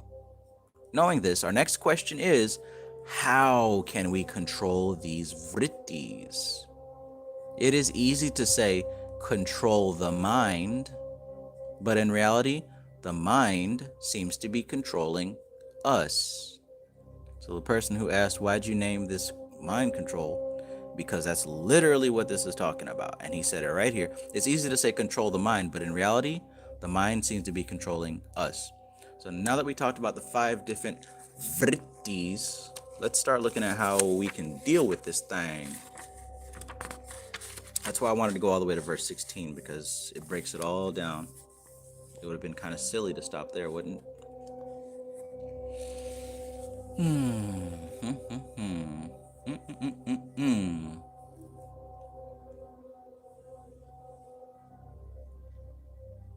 All right, Alchemy Gold says it's blurry. Gerald Sombright says he can see it. Stray Panther can read it from the book. Awesome. All right. Let's continue. My mind's telling me no, but my body is telling me yes. Crack is telling me yes. I don't want to hurt nobody. I'm a bad man. I'm not ashamed of it. Oh man. This is a funny place to be. This reality is a funny reality. If you don't see the humor in this place, man, you really might need to sit down and meditate. I'm a bad man and not ashamed of it. I'm not ashamed of it. Oh man, that didn't age well. Not ashamed. Anyways, let's control our R. Kelly vritis. The official song of the Yoga Sutras is gonna be Bump and Grind. Just the intro. My mind's telling me no, but my body's telling me yes. These mental modifications are restrained by practice and non-attachment. Okay, so these are the two ways of mind control. These are the two ways to control the mind. These are the two ways to control the vrittis, right? Practice and non-attachment. These mental modifications are restrained by practice and non-attachment. These are the two things that I've been talking about, right? Vairagya is non-attachment. Non-attachment. That's talking about mastery of the ego, because ego is the attachment factor. Practice is doing the work. What are we practicing? So practice can be meditation. Practice can be, the physical yoga and stretching. Practice can be the mantras. Practice can be the mudras. Practice can be concentration and dharana, right? Practice can be sensory withdrawal. Practice can be all these different things. But just like what was said in the passive pravritti and nivritti on page 20, I'm starting to know the page numbers. What he says here on page 20 is the tool, he says that these are, sadhana does not mean performing postures or practicing meditation. They are methods and tools that you can use to create change within your nature, character, and life. The tool can be pranayama, which is the breathing exercises, asana, which is the stretching yoga, meditation, pratyahara, which is sensory withdrawal, dharana, which is concentration, mantra, and so on. They are not sadhanas. All that stuff that I just named, those aren't the sadhana. They are the tools which are used in order to acquire discipline and create a structure and learn restraint in life. Therefore, restraint plus discipline equals sadhana. Right?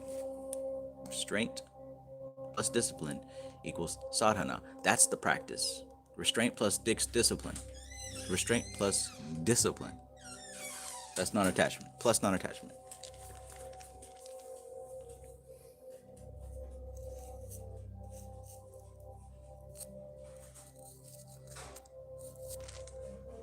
Stray Panther's birthday is on the 23rd.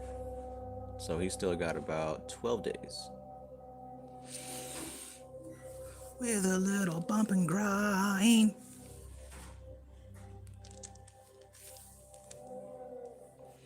All right, so on the positive side, you practice. On the other side, you detach yourself from the cause for these modifications.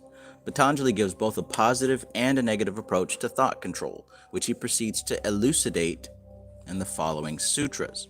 Now, when he says positive and negative here, he's not saying good and bad. Positive meaning active, negative meaning passive, okay?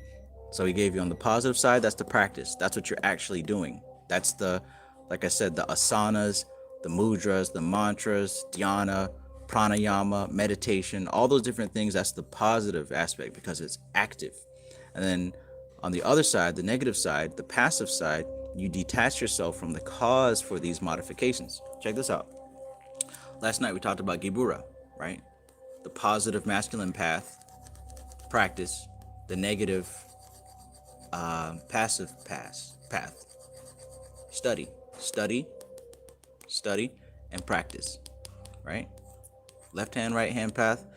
You have to utilize both to limit the abundance and keep you on the middle path, right? All the stuff lines up together.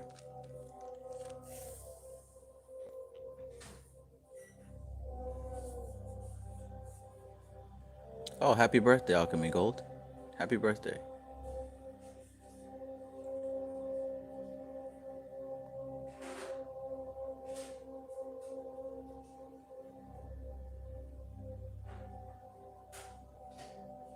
(11:01). Someone without a name says today is your birthday. Happy birthday to you also. It's a lot of Capricorn energy we got here. Cool. Turnaround Jay says it was my birthday yesterday. Happy birthday to you too. There's a lot of birthdays going on.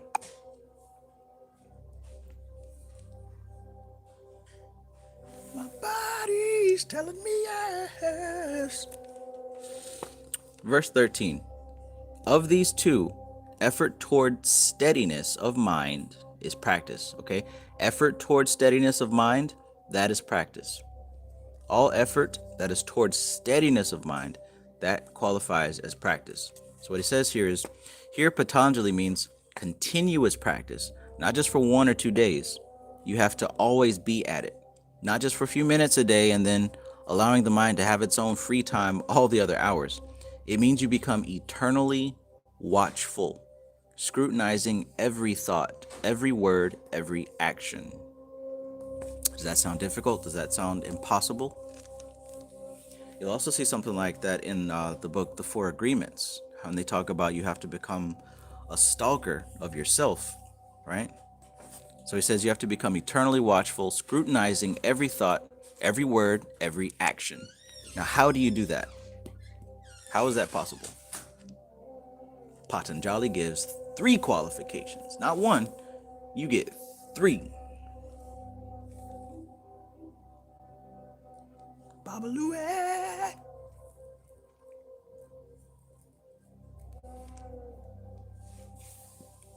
Who got it? Peace.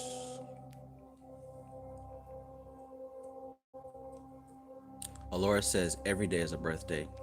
You're not gonna sit here and rob these people of their special day, Alora.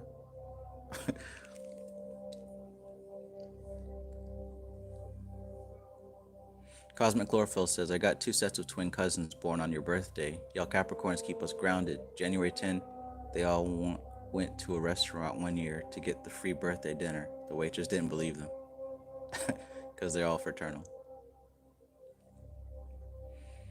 Happy birthday to you. Happy birthday. Happy birthday to you. All right, so how do we remain eternally watchful, scrutinizing every thought, every word, and every action? How do we do that? Patanjali gives 3 qualifications. Let's begin with number 14. Birthday people. All these Capricorns in the building. How do we do that? So, practice becomes firmly grounded when well attended to for a long time, without break, and in all earnestness. Now, those of you who have watched my channel, been a part of the study group, and have studied these books, have probably heard that before. Maybe somebody can mention it in the chat before I find this verse. In what book you've seen that in, where he says, practice becomes firmly grounded when well attended to for a long time, without break, and in all earnestness. I'm looking for where we saw that at a few months ago.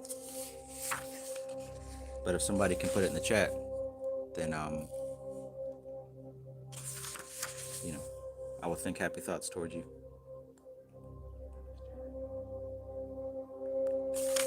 see where it is.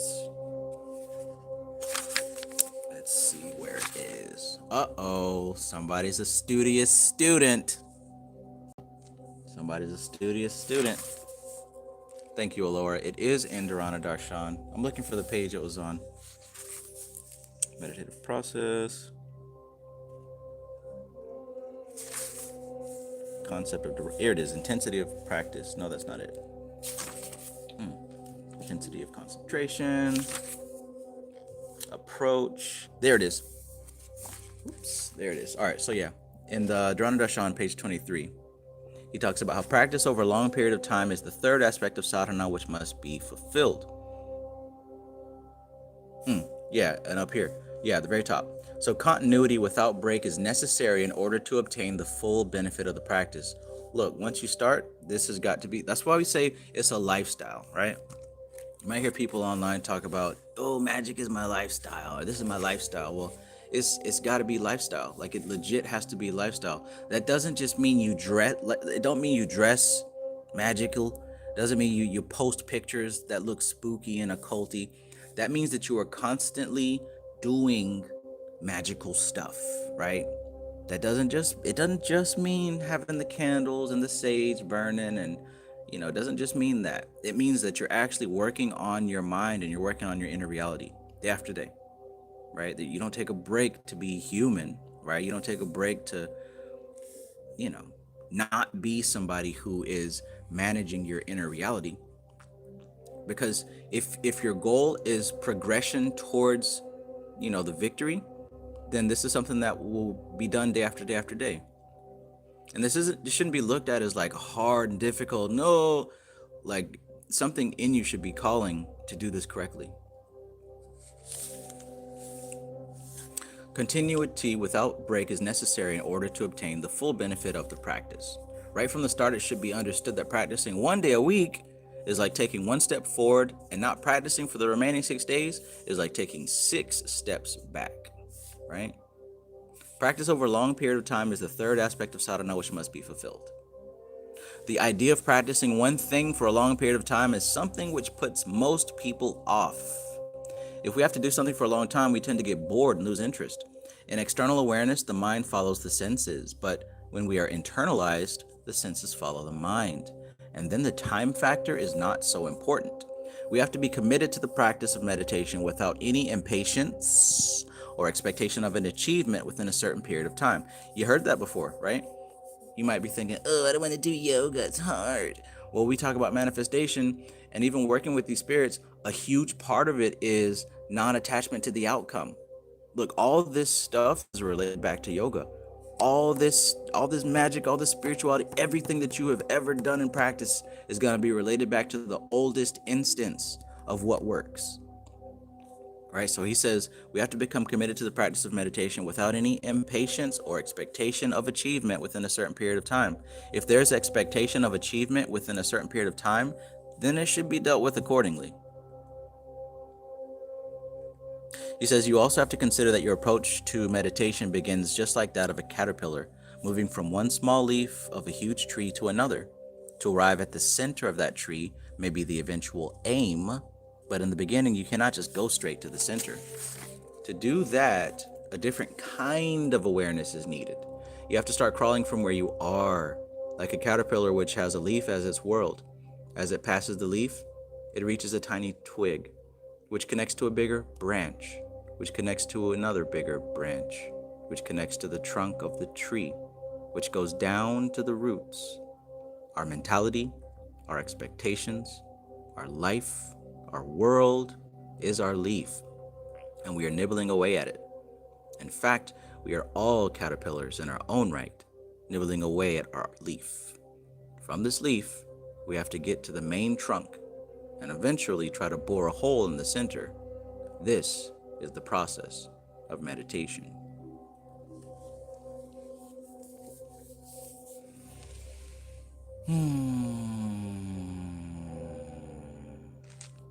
I read that section before in a video clip.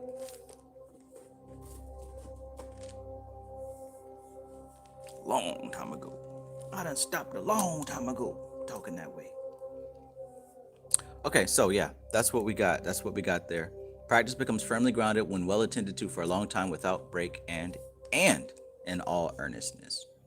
Now I get it. This is a big pill to swallow, and nobody's perfect, right? And like I said, nowhere here does it say it's easy, but at least you got the steps uh, mapped out for you. At least you got the You know what I'm saying? You can't say that you don't know, right? At least knowing, that's better off than most people, because most people legit don't even know what to do. In the dark, grasping and groping around trying to find something to latch onto. At least you have direction. You feel me? So when you have direction, you gradually start striving towards it, right? And it may take multiple lifetimes, or it may take multiple years, or it may take months, sometimes weeks. But as long as you know what you got to do, you can start gearing yourself towards that direction. So that's awesome. That's awesome to be able to know the process. If you truly believe in it, eventually you're going to be able to get yourself to the point that you're able to do it, you know? Eventually you're going to get to the point that you're able to handle it. You know, it's just like anything. It's just like going vegan, if that's what you want to do. It's just like semen retention and giving up porn, right? Just like giving up sugar. It's just like all these things. You'll try for a little while, you'll push, you'll go further than you've ever gone, and then you'll have a little relapse or you'll fall off or something like that. You don't beat yourself up. You just get back up, dust yourself off, and try again. Then you go a little bit longer. Then you might fall. Then you get up, dust yourself off, and you go a little bit longer. Like, that's a natural way. That's the natural way. So yeah, of course you're gonna not be perfect.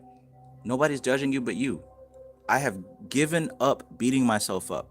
When I try stuff like this, you know what I'm saying, and I don't make my goals, say I fall short, I don't sit there and beat myself down. That's useless. You don't have to do that. You pick yourself up, you say, you know what? I learned a whole lot from that experience and I'm gonna try again. And you push it. At least now you know you can go a week, right? Then you push. Now you know that you can go 2 weeks. Then you push. Okay, now I know I can do 3 weeks. You see how this goes? So you keep on pushing. You push, you push, you push. That's the process of growth. And guess what happens? After about a month, you start losing the desire to do the things that you're trying to get away from. You start losing the desire.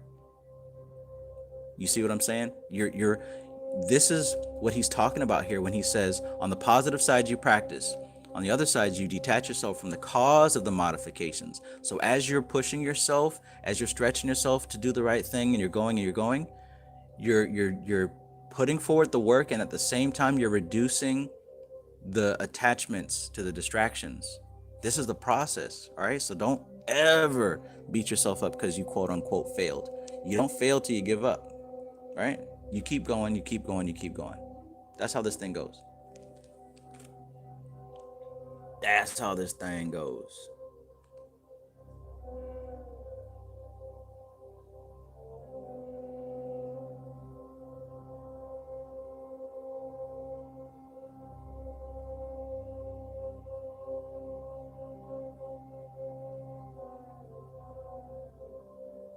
Woo God, it says, blessed to know the process. Me too, right? I give thanks and gratitude that I'm able to even realize this information, because you know what? Years ago, I didn't know this information, and I was stuck like Chuck, fumbling around in the darkness like everybody else.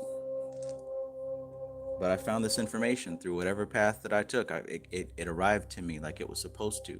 I'm grateful. Hey, if you're just arriving, go ahead and like the video if this has caught your attention and you feel like you're getting something from this. Go ahead and hit that like button, because that helps. It helps YouTube to put my videos in the right category, which is the category of videos that are being watched. I'm taking a second to read the chat, that's all.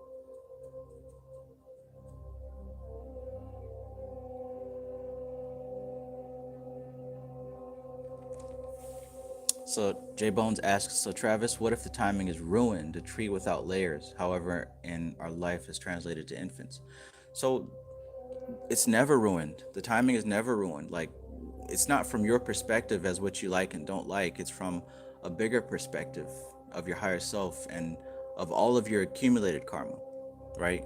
You really attract to yourself what you're supposed to have, and it's for your development and for your growth.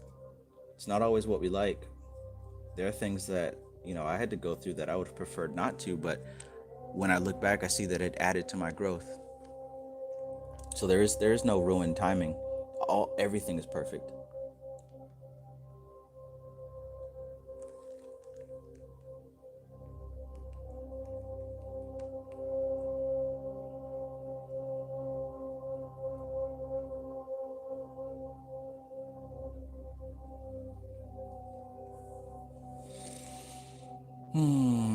Good stuff, good stuff.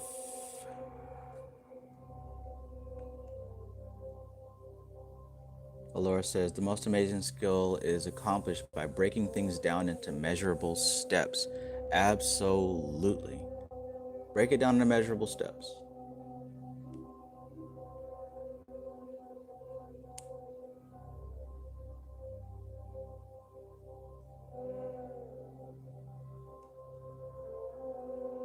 Virez Beats says, any addiction can be beat after 30 days. Exactly.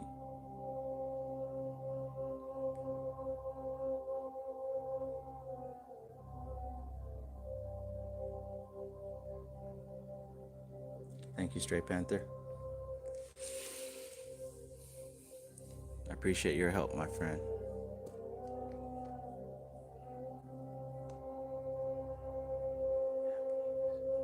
J Bone says, they say relaxation is how you receive deep happenings. Absolutely. Peace and power go hand in hand.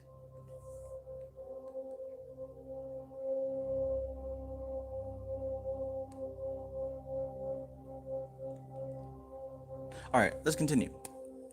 So, practice becomes firmly grounded when well attended to for a long time without breaking all earnestness, right?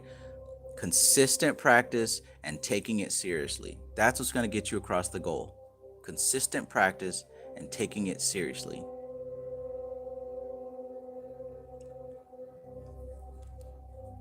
All right, so the first qualification for the practice is that it should be done for a long time. Unfortunately, we just want the results immediately. If I ask you to repeat a mantra and tell you that you will become more peaceful and realize beautiful things within, you will go back home, repeat it for 3 days, and then call me, I've repeated it for 3 days, but nothing happened. Dang, that sounds familiar. Maybe this is not a suitable mantra for me. Can you give me a different one? See? So Patanjali says for a long time. He doesn't say how long. And then it should be without break. I often hear, oh, I've been practicing yoga for the past 10 years, but I'm still the same. How often? Off and on. So it must be a continuous practice also, right? And the last qualification is in all earnestness. That means with full attention, with the entire application of your mind, and with full faith in your achievement. Let me repeat that line. In all earnestness, that means with full attention, with the entire application of your mind, and with full faith in your achievement. You got to have faith in your achievement. You got to have the entire application of your mind. You got to have your full attention on this thing. Even when you want something or somebody on the worldly level, you will be after it day and night, right? You don't sleep, you don't even eat, you're always at it. When you want something or when you want somebody, this is how we get, right? If this quality is necessary to achieve even worldly success, how much more so for success in yoga? So let us not be like little children who sow a seed today and dig it up tomorrow to see how much the root went down. We need all these 3 qualities: patience, devotion, and faith. It literally doesn't matter what you practice.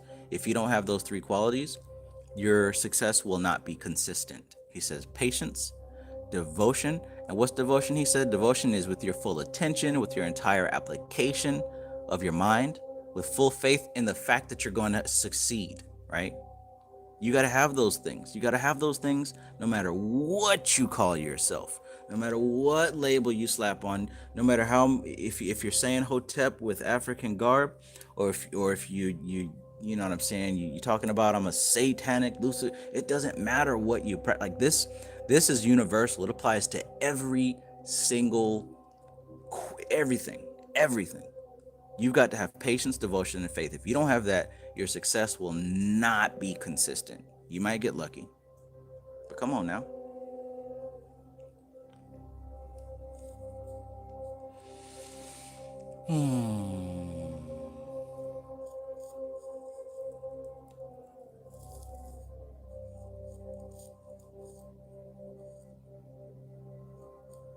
All right. Alora says, full focus and intention will allow you to perfect your skills so you can practice for a long time and see immense improvement. Instead of staying in the same place, practicing the same thing the same way. Exactly. This reminds me of a small story given in the Hindu scriptures. In the Deva Loka, or the heavenly plane where the divine beings live. Ooh. Just as a side note here, even in Tatwashuddhi, I mean, she really does talk about everything in this book. And it's like every time I start learning stuff, I keep coming back to this. That just goes to show, like, you got to get these physical copies because it's not just about reading at one time. Like, you're going to see stuff and you're going to keep seeing it appear and you're going to cross-reference and you're going to understand it better. But I just want to show this quick piece here where she mentions the different worlds. She doesn't go into it too deep, but she just mentions it just to kind of give you an idea of what exists. Here it is. On page 72 and 73, she talks about the tattvas and the koshas, and she doesn't really go into it, but she talks about the 7 realms of consciousness, right? The 7 realms of consciousness. Now there are the different lokas. There's the Bhuloka. And if you listen to the, what's that mantra called? The Gayatri mantra. They talk about the first 3 planes. And somebody here in the chat mentioned the Dantians. That's also related. Om Bhur Bhuva Swaha. That first part is talking about the first 3 planes. The physical plane, the intermediate plane, the divine plane. And that relates to the physical plane, the astral plane, and the etheric plane. Bu, the physical plane. Prithvi, Bhuva, the intermediate plane, Apas, and Swaha, the divine plane, fire, Agni, lower astral. Then, of course, there's the Mahaloka, which is of the saints and siddhas, Jana Loka, which is the plane of rishis and munis, Tapo Loka, which is the plane of liberated souls, and Satya Loka, which is the plane of ultimate truth. These all line up with the 5 elements and also the aspects of mind. Remember, after Akasha, it's got Mahat. Akasha is also on the same level as Ahamkara. Mahat is Buddhi, and then of course Shiva Shakti. So, and guess what this also lines up with? This also lines up with the tree of life, right? And check out the 7 levels here. Level 1, Bhur, Bhuva, Swaha, right? Level 1, level 2, level 3, level 4, level 5, level 6, level 7. And if you look closely, this also lines up with another set of 7. 1, 2, 3, 4, 5, 6, 7.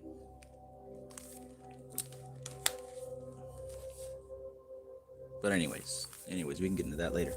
What she says here is, this reminds me of a story given in Hindu scriptures. In the Deva Loka, or the heavenly plane where the divine beings live, there's a great Maharishi, or a sage, called Narada. Just as there are great yogis here, so there are also among the gods. So Narada travels all over and sometimes comes to Earth to see how we're doing. One day, he was passing through the forest and he saw a yoga student who had been meditating for so long that the ants had built an anthill around his body. The yogi looked at Narada and said, "Narada, sir, where are you going?" "To heaven, to Lord Shiva's place." "Oh, could you please do something for me there?" "Sure, what can I do?" "Could you find out from the Lord for how many more births I must meditate? I've been sitting here for quite a long time, so please find out." "Sure." Then Narada walked a few miles further and saw another man, but this one was jumping and dancing and singing with all joy. Hare Rama, Rama Rama, Hare Hare, Hare Krishna, Krishna Krishna, Hare Hare. When he saw Narada, he said, "Hi, Narada. Where are you going?" "To heaven." "Oh, that's great. Could you please find out for how long I have to be here like this? When will I get final liberation?" Sure, I will. So after many years, Narada happened by the same route again and saw the first man. The yogi recognized Narada. Narada, I haven't had any answer from you. Did you go to heaven? What did the Lord say? I asked, but the Lord said you have to take another 4 births. Another 4 births? Haven't I waited long enough? He started shouting and lamenting. Narada walked further and saw the second man still singing and dancing. Hi, Narada. What happened? Did you get some news for me? Yes. Well, tell me. Do you see that tree there? Sure. Can you count the leaves on it? Sure. I have the patience to do it. Do you want me to count them right away? No, no, no. You can take your time to count. But what does that got to do with my question? Well, Lord Shiva says you will have to take as many births as the number of leaves on that tree. Oh, that's all? So at least it's a limited number then. Now I know where it ends. That's fine. I can quickly finish it off. Thank God that he didn't say the leaves of the entire forest. Just then, a beautiful palanquin came down from heaven, and the driver said to the second man, Come on, would you mind getting in? Lord Shiva has sent for you. I'm going to heaven now? Yes. But just now Narada said I have to take so many more births first. Yeah, but it seems that you were ready and willing to do that, so why should you wait? Come on. And what about the other man? He's not even ready to wait 4 more births. Let him wait and work more. This is not a mere story. You can easily see the truth behind it. If you're patient, your mind is more settled, and what you do will be more perfect. If you are unsettled and anxious to get the result, you are already disturbed. Nothing done with that disturbed mind will have quality. So, it is not only how long you practice, but with what patience and what earnestness and what quality also. That makes sense? Makes perfect sense to me. Perfect sense to me. You can't be complaining about time. That just shows that you're not, you haven't really been doing the work. Non-attachment, non-attachment, non-attachment.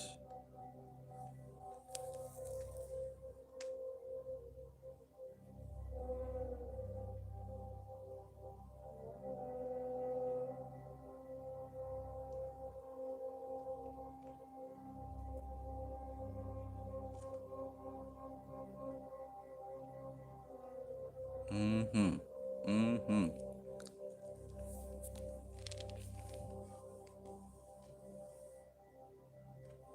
Okay, so verse 15. We got 2 more to go. So before we have talked about the mental modifications, the vritis, they're restrained by 2 things, by practice and by non-attachment. Remember, practice is the positive, active aspect. Non-attachment is the negative, passive aspect of how you control your mind, of how you control the mental modifications. You feel me? So, of those 2, effort towards steadiness of mind is practice, right? So of these 2 things of practice and non-attachment, effort towards the steadiness of mind is practice. And what he also said about practice was practice becomes firmly grounded when well attended to for a long time, without break and all earnestness, right? So the 2 ways to control the mind and to control these vritis, these modifications of the mind stuff, practice and non-attachment. Practice has to be consistent. It has to be full of patience, devotion, and faith. When it says patience, that means you need to not worry about how long, right? When it says devotion, it means you need to throw your whole mind into it, and you need to have complete faith that you're going to succeed, right? Your full attention, the entire application of your mind with full faith of your achievement, right? That's what it requires in order to control the mind. Not simply just saying, I'm healthy, wealthy, and wise with your fingers crossed. You got to do the work. Now, let's continue. Because we talked about practice. Now we're going to talk about the non-attachment aspect, right? And this can also be difficult if you don't know, but now you're about to know in case you didn't ever know. He says, The consciousness of self-mastery in one who is free from craving from sense objects seen or heard about is non-attachment. What is non-attachment? Non-attachment is the consciousness of self-mastery. Self-mastery in who? This is the consciousness of self-mastery in a person who is free from craving from sense objects seen or heard. So there are sense objects seen and heard, right? You got sense objects that are seen and heard, whether that's food, whether that's sex, whether that is music, anything that pleases your sense objects, right? Anything that pleases these sense objects that you can see or that you can hear, anything that you can enjoy in your distractions, right? It creates a craving. Manas, right? Remember we talked about manas, the mind of the body. You got these objects seen or heard, and then there's craving for them. The consciousness of self-mastery, the consciousness of a person who has self-mastery now, because that's what we're talking about. The consciousness of a person who has self-mastery is a person who is free from the craving from the sense objects seen or heard. That's non-attachment. Get it?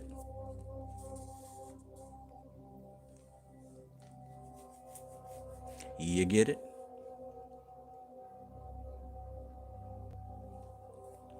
Normally, the mind is attached by seeing or hearing something. It is mainly through the eyes and ears that the mind goes out and gathers things to satisfy its desires, right? Usually stuff that you hear about and stuff that you saw on TV or social media or magazines. So it's mainly through the eyes and the ears that the mind goes out and gathers things to satisfy its desires. Before the mind is attracted to something it sees or hears, you should have discrimination to see whether that object is good for you or not. A lot of people lack discrimination, right? So before the mind is attracted to something it sees or hears, you should have discrimination to see whether that object is good for you or not. The mind should not just go and grasp as it wants. It's like a child, it's like a baby, it's like a monkey. The mind should not just go out and grasp as it wants. Non-attachment should not be misunderstood to be indifference, right? When I say non-attachment, I just know a lot of people are misconceiving it as indifference, right? Non-attachment does not mean being indifferent. Right? That's not what non-attachment is. Non-attachment is something much more subtle and divine than that. Vairagya, or non-attachment, literally means colorless. V, right? Vairagya, the Vi is without. Raga is color, without color. Every desire brings its own color to the mind. The moment you color the mind, a ripple is formed. Just as when a stone is thrown into a calm lake, it creates waves in the water. When the mind is tossed by these desires one after another, there won't be peace or rest in the mind. And with a restless mind, you can't have steady practice. Let me repeat that. With a restless mind, you cannot have steady practice. When a mind is tossed by these desires one after another, there won't be peace or rest in the mind. And with a restless mind, you can't have steady practice. When you want to do something constantly, your mind should not be distracted by other desires. This is why I keep making these posts about distraction and the monkey mind, right? This is why this sort of dissipation or non-attachment must always go with the practice. Any practice without this non-attachment can never be fulfilled. Do y'all see that? Do y'all see that?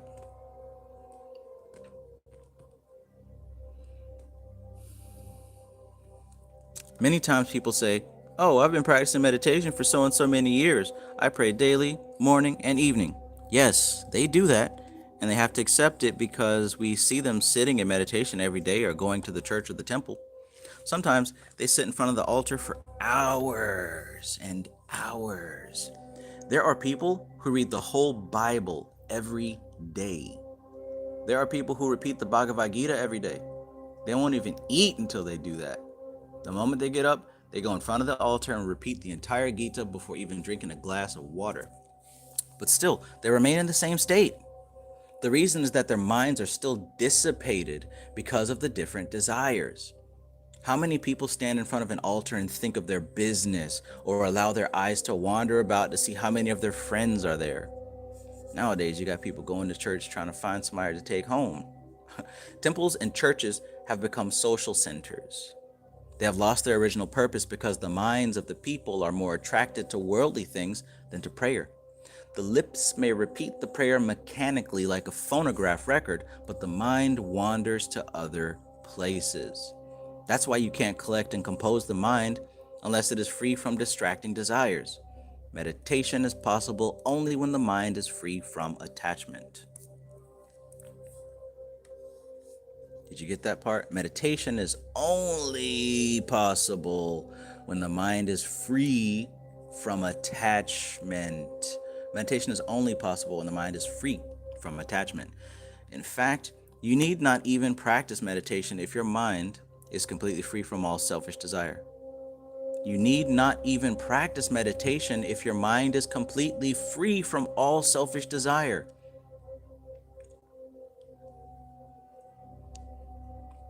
You don't even need to practice meditation if your mind is free, completely free from all selfish desire.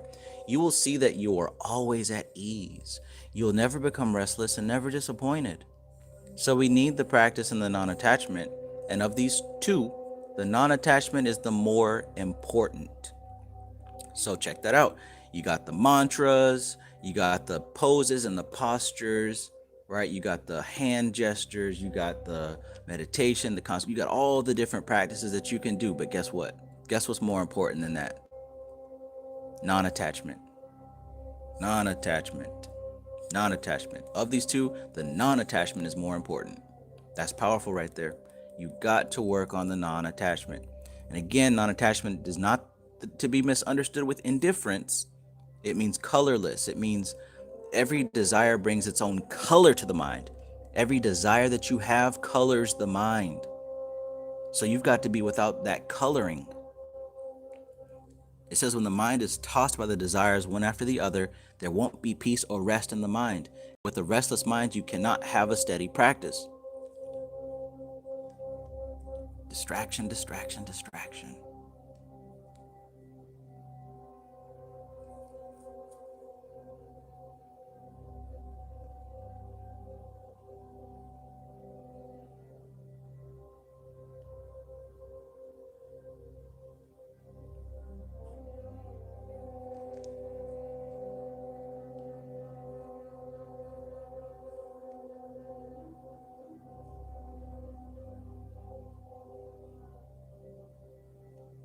Good stuff. What's good, Sankofa Sound?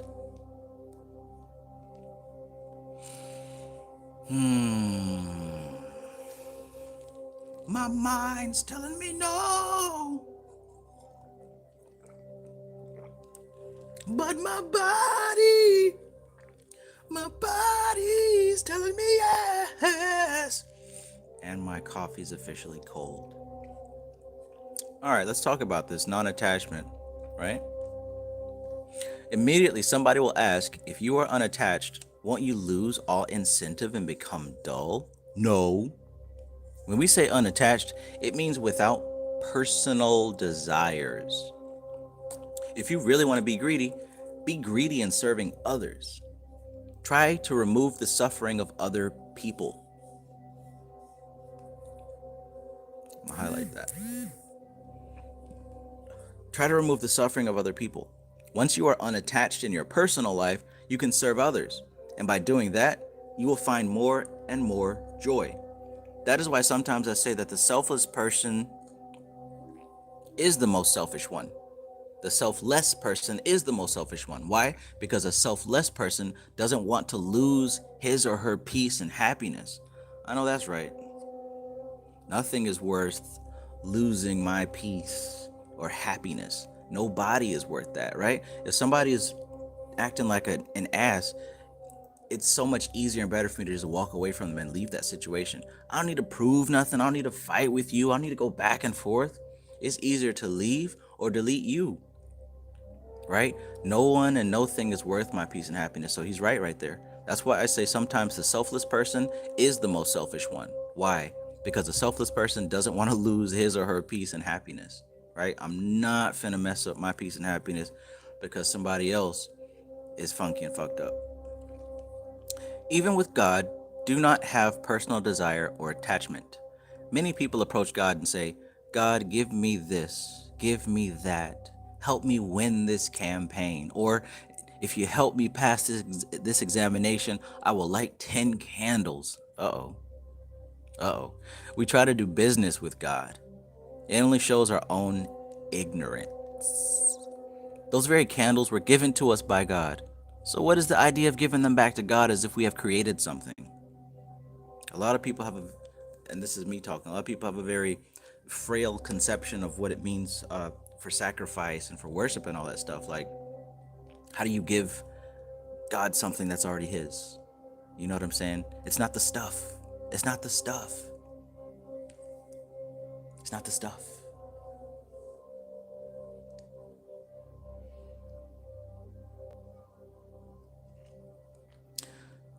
Court Singh says this book really slaps. I think so. Laura says Yoga Sutras of Patanjali, awesome addition to the vritis book. Yes, yes, ma'am. Almost as if it was orchestrated, but by who? That's the question. Laura says, like Brother Panic says, there's no point in arguing someone else's ego, right?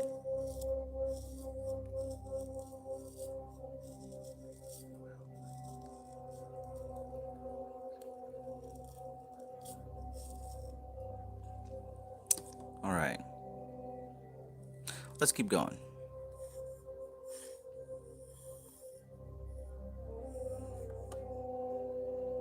Yeah. So what is the idea of giving them back to God as if we have created something? Our desirous mind deludes us and we become ignorant. The discrimination of a desirous person gets completely faded. The discrimination of a desirous person gets completely faded. His or her interest is to achieve things. That's all. And also we learned from the previous book that that would be rajasic, right? Talked about a rajasic vritti is always desiring and trying to gain and achieve things. And when your mind is disturbed by these passions, your focus is diluted, right? You become diluted. Basic psychology. And this isn't anything to be taken on faith. This literally gives you an opportunity to look at yourself and see if it's true. Glocky asks, aren't we following the Yoga Sutras without face value? Who says that Swami has the right answer for somebody's life? Well, that's the thing.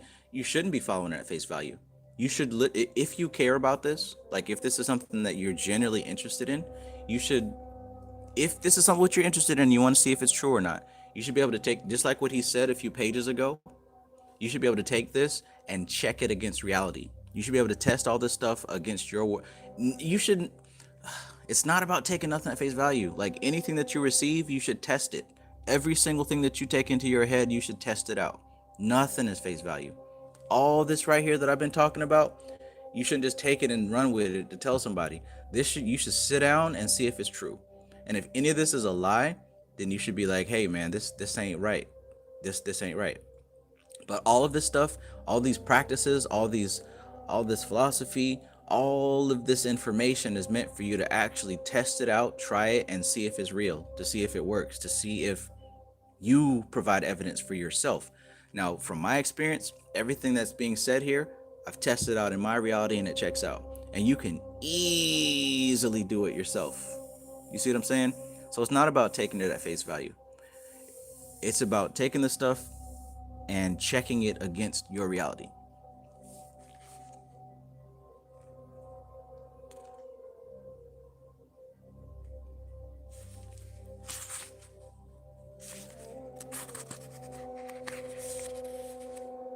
The subtle expressions distort the mind. They cloud the intellect. They destroy the peace.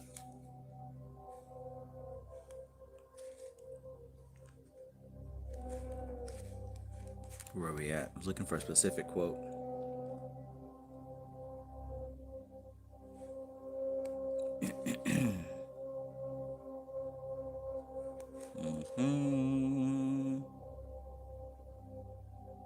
Yeah, so you have to know the reason why these vritis or these mental disturbances are created within you and how they connect you with the world of the senses and the sense objects and remain free from their influence. And what does he say that their influence does? Their influence dilutes the clarity, strength, and positive qualities of your mind. The influences of these passions, these desires, these attachments, the influence of these distractions, they dilute the clarity, strength, and positive qualities of the mind. Again, this is something that you can literally test. Think about the stuff that you're passionate about. Think about the things that are driving you to do things, your ambitions, your beliefs, the way that you see the world. Look at all those attachments that you look at and you say, that's me. All the stuff that you have in your reality, like the clothes that you want to buy, the type of food, like all these different things that you say is me and you're passionately attached to. Look at how those things influence your decisions. All this stuff, all those things that you're attached to, they tell you how to live, right? Everything in your reality is telling you how to live. What would happen if you remove the influence of those things? What would you be? Who would you be? What would you be without these things that you're attached to that are telling you how to live? The real question you want to ask is, how much free will do I actually have? Right? And how much of my life is ruled by my passions, my fears, and my pleasure? That's the real question you want to ask.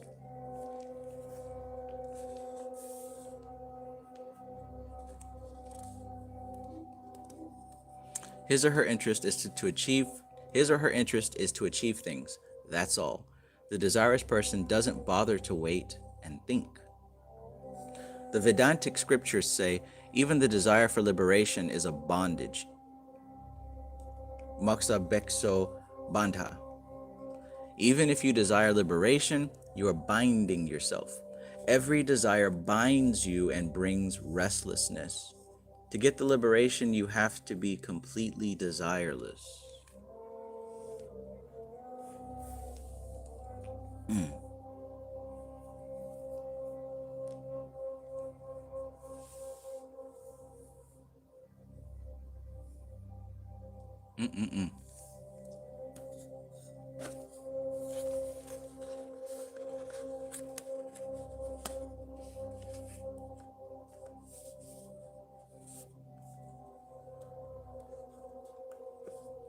Is it possible to be desireless? No. Actually, it is not possible. As long as the mind is there, its duty is to desire. And see, there's a point right there. When you see stuff like that, you don't take it at face value. You test it and see. He said, is it possible to be desireless? And he says no right away. If you don't want to take it at face value. Look at your life, right? Are you even able to be desireless? Are you able to sit there and be desireless?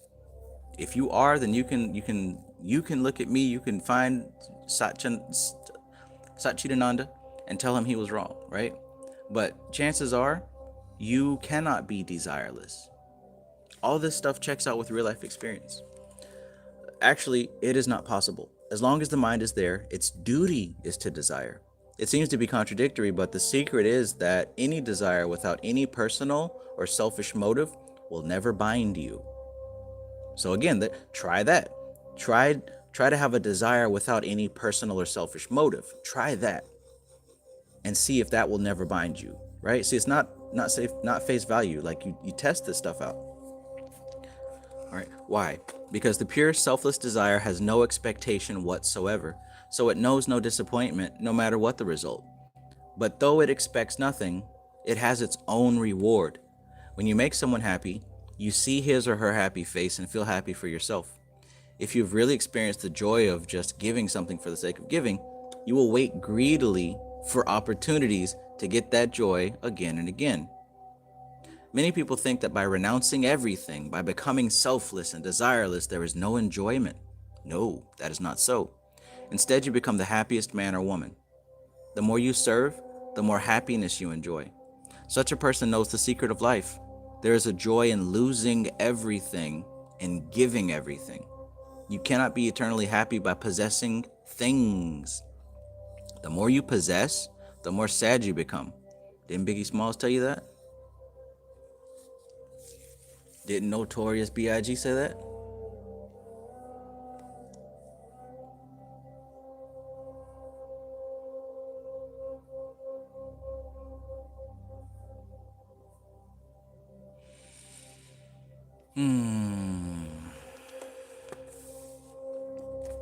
My mind's telling me no, but my body's telling me yes. The more you possess, the more sad you become. Haven't we seen millionaires, people of high position, prime ministers, presidents? Are they happy? No. The higher the position, the greater the trouble. Only a saint or renunciate is always happy because there's nothing for a saint to lose. Because you don't have anything, you have yourself always. That is the secret. That is why we say have vairagya, have dispassion, have non attachment. By renouncing worldly things, you possess the most important sacred property, your peace. There's another aspect or benefit of non attachment. It is mainly a person with a detached mind who can do a job perfectly. As an example, the other day I received a letter from a disciple who runs one of my centers. Another yoga teacher visited the center and asked, "Don't your students ask for something more?" In my classes, if I don't teach something new each class, they say, "What is this? We paid you and got this yesterday. You're teaching us the same thing today. Why should we pay more? Unless you give us something new, we won't pay you more." So I carefully arrange my lessons in such a way that every day I can add something new so that I can ask for more money. But here I see the same old stuff every day and people are coming for more and more, and nobody seems to be disappointed. Then my child said, "We don't sell yoga, we just teach for our joy. The people contribute as they want. There's no business here, but rather the heart is working. Probably in your case, you expect money, and so you are interested in teaching something new every time to get more people and more money." It is a fact. The same thing is happening in our other Hatha classes also. For years now, people have been coming to the classes, and each class has been more or less the same. And every time they come, they contribute something without ever getting tired of it. They could practice the same thing at home, but still they come to the classes because they don't feel the vibration of business there, but the vibration of yoga. That is what they don't want to miss. Even in my lectures, I don't quote many scriptures or try to give something new every time. Probably if I were to play back tapes of my past talks, it would be the same ideas again and again.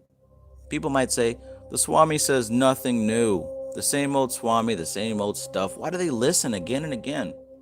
I feel happy, and they all feel happy being there. So they make me happy, and I make them happy. We just spend a little happy time together, that's all. We just talk about something or do something in the name of yoga. Yes, that is the secret. There's a joy in being together, that's all. So that is the life of detachment. There is no expectation. We just come together. They don't feel that they're losing their money, and I don't feel like I'm gaining their money. We are all as one family. We pool our money, our energy, and our ideas.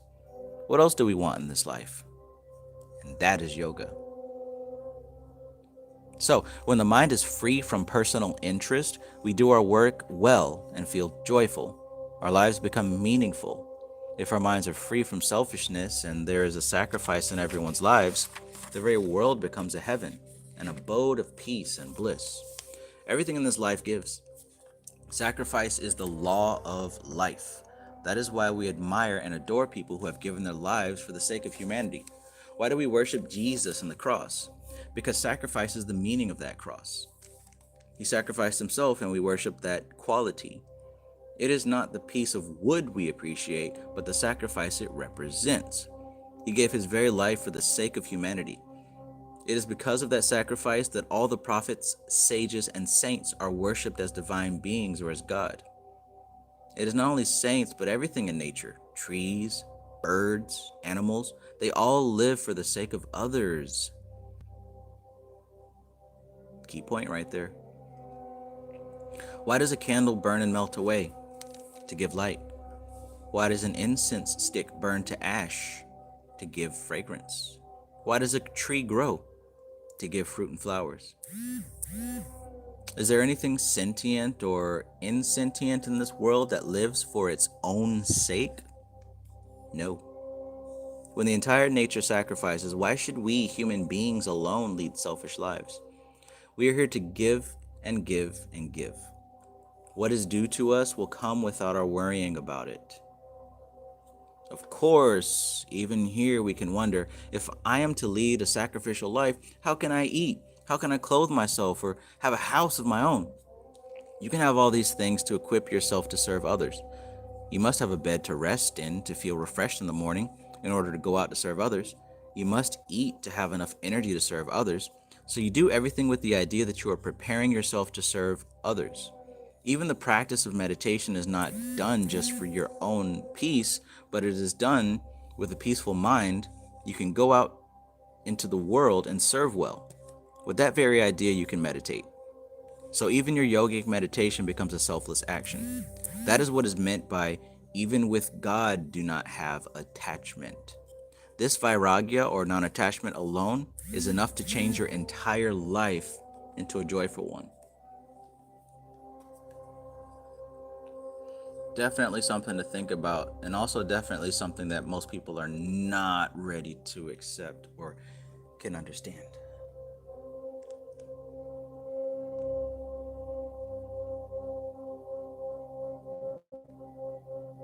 PIG, no info for the DEA.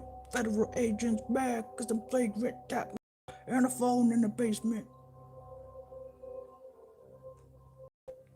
Man, when that song came out, me and my brothers used to run into the living room and we would dance and rap every single word. More money we come across, more problems we see. I'm the D to the A to the DDY.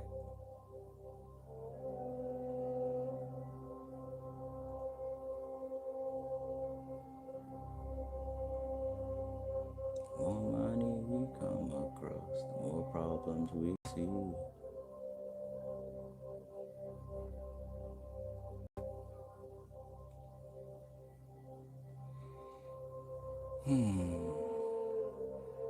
Non-attachment, non-attachment, non-attachment.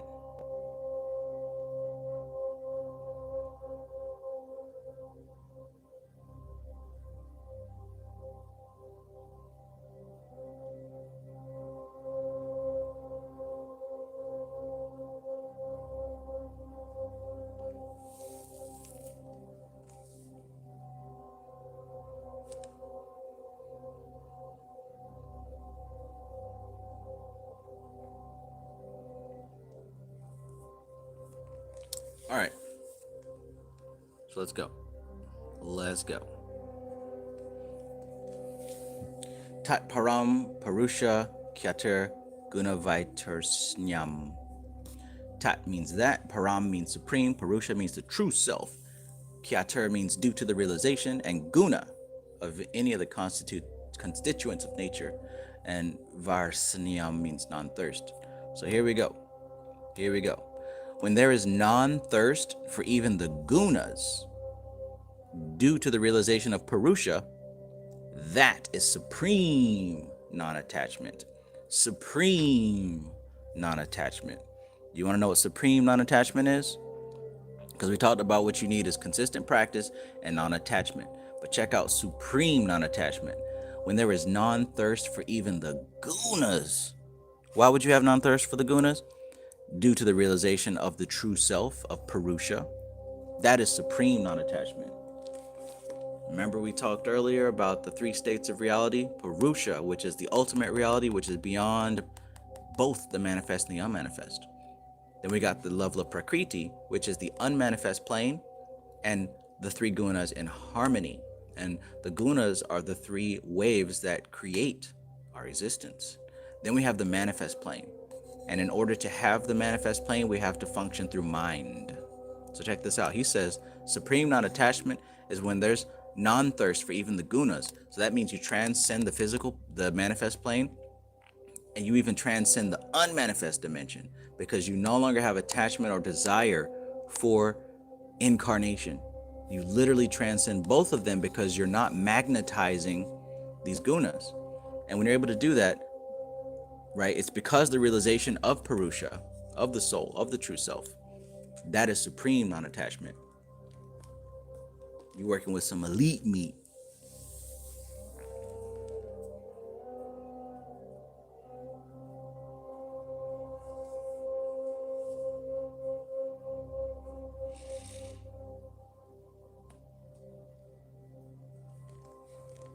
Elite meat.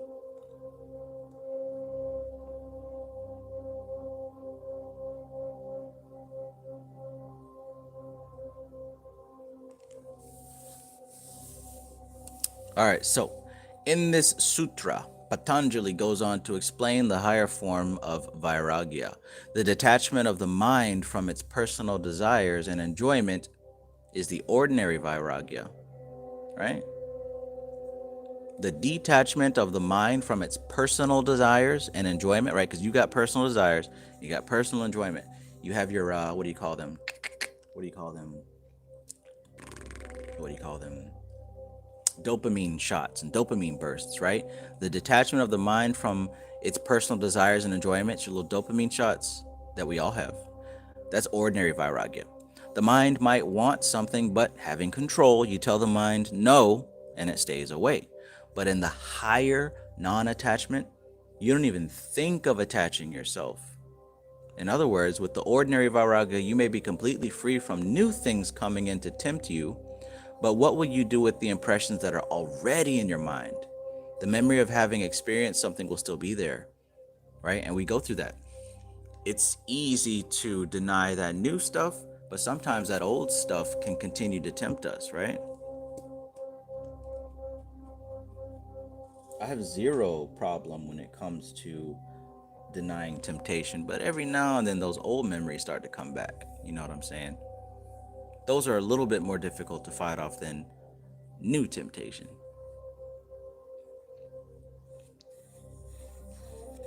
For example, after many years of thievery, a robber decides not to steal anymore. But still, the memory of having stolen so many things and enjoyed them remains in that robber's mind. Yet, in the yogic term, these memories are called impressions or samskaras. Now we talk about samskaras, right? Because naturally, I'm sure once you guys learn, people are going to ask, well, what's the difference between vritis and samskaras? Well, as he said here, the memory of having stolen so many things after many years of thievery and enjoying them remains in that robber's mind. In the yogic term, these memories are called impressions or samskaras. Now and then the samskaras will come up. Oh, how nice it would be if I had just stolen that car. How I would have enjoyed it. But these people came and told me not to attach myself, and I accepted it, and I'm staying away from this. Or, I remember how much I enjoyed smoking and drinking. This yoga business came in, and somehow I don't have those joys anymore. Many people feel like that because the samskaras are still there. How many of you guys had to walk away from a lifestyle or had to give up something, right? And every now and then, the memory of how good it was comes up, and it's like, I'm practicing this higher vibration lifestyle, and I can't do those things that I used to do, right? Hell, I still feel that way from time to time. A few things I would like to do, but, because the samskaras are there. You can't just go into the mind and erase the impressions, but they get themselves erased at one point. When you succeed in going within and realizing the peace and joy of your own self. The moment you understand yourself as the true self, you find such peace and bliss that the impressions of the petty enjoyments you experienced before become as ordinary specks of light in front of the brilliant sun.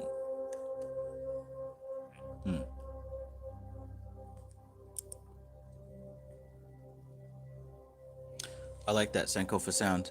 Principle of rhythm. The beat change, dance change. The beat changes, the dance changes. Absolutely.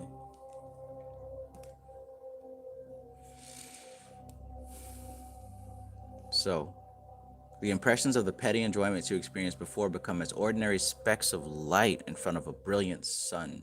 You lose all interest in them permanently. That is the highest non-attachment. Thankfully, I was able to do that with alcohol. Thankfully, right? Thankfully, those samskaras have been obliterated. So I have an idea personally of what that feels like to erase samskaras. But there are other samskaras that might take a little bit more because, they might have left a more pleasurable imprint or even a more painful imprint. Before that, you are in between. You have not tasted the greatest joy, but you have experienced some mental peace. However, this peace is just a reflection of the true peace of your tranquil mind. However, this peace is just a reflection of the true peace on your tranquil mind. We should understand this point well. To use the analogy of the mirror again, imagine a brilliant light reflecting on a mirror. If the mirror has a crooked or colored surface, the reflection gets distorted. The distorted or colored reflection is like the distorted happiness you enjoy from the outside things. By detaching yourself from these things, you make the mental mirror steady and straight, and you see a steady image of yourself. But still, the image is not the true original self or bliss absolute. Once the mind becomes pure and steady, you experience a steady happiness. That is the result of the first detachment, or lower vairagya.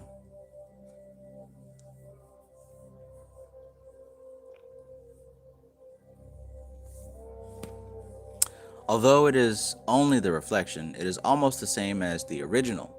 Once that steady reflection is achieved, the true experience will happen automatically. You need not do anything more to get it. The mind automatically ceases to exist, and all that remains is the original peace and joy, which we call God, or the self. Once that mind ceases to exist, now you experience what was actually there. Check that out.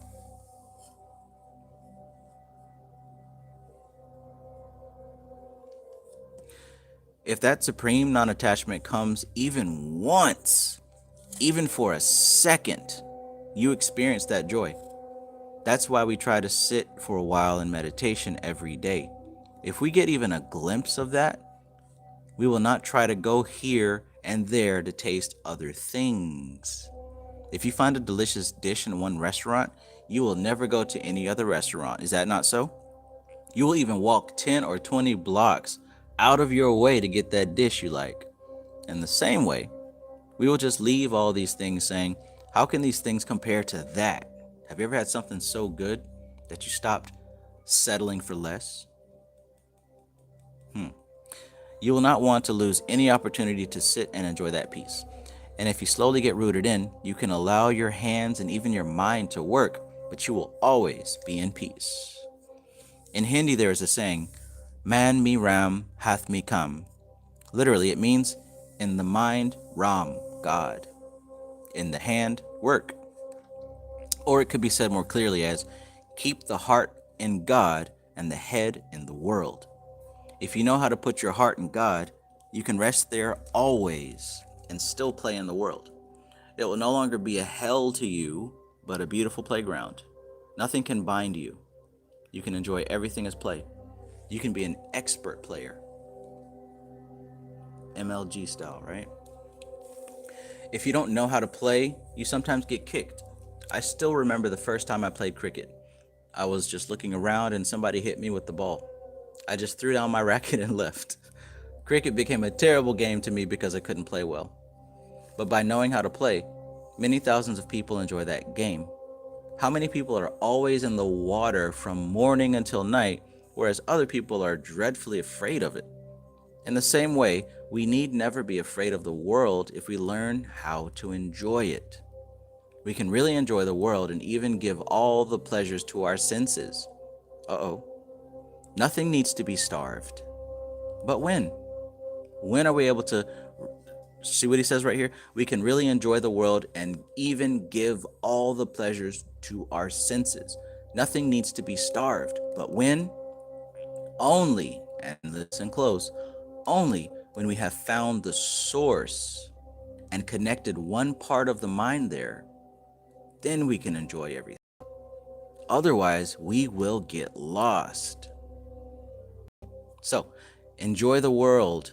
doesn't mean immediately. Achieve supreme vairagya first and then enjoy, right?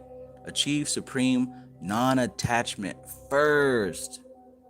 Then you can do what the hell you want. That is the secret of success in life. One who does this will always succeed. There can be no failure in his or her life. Everyone should do that. That is our goal and our birthright. Nothing less than that.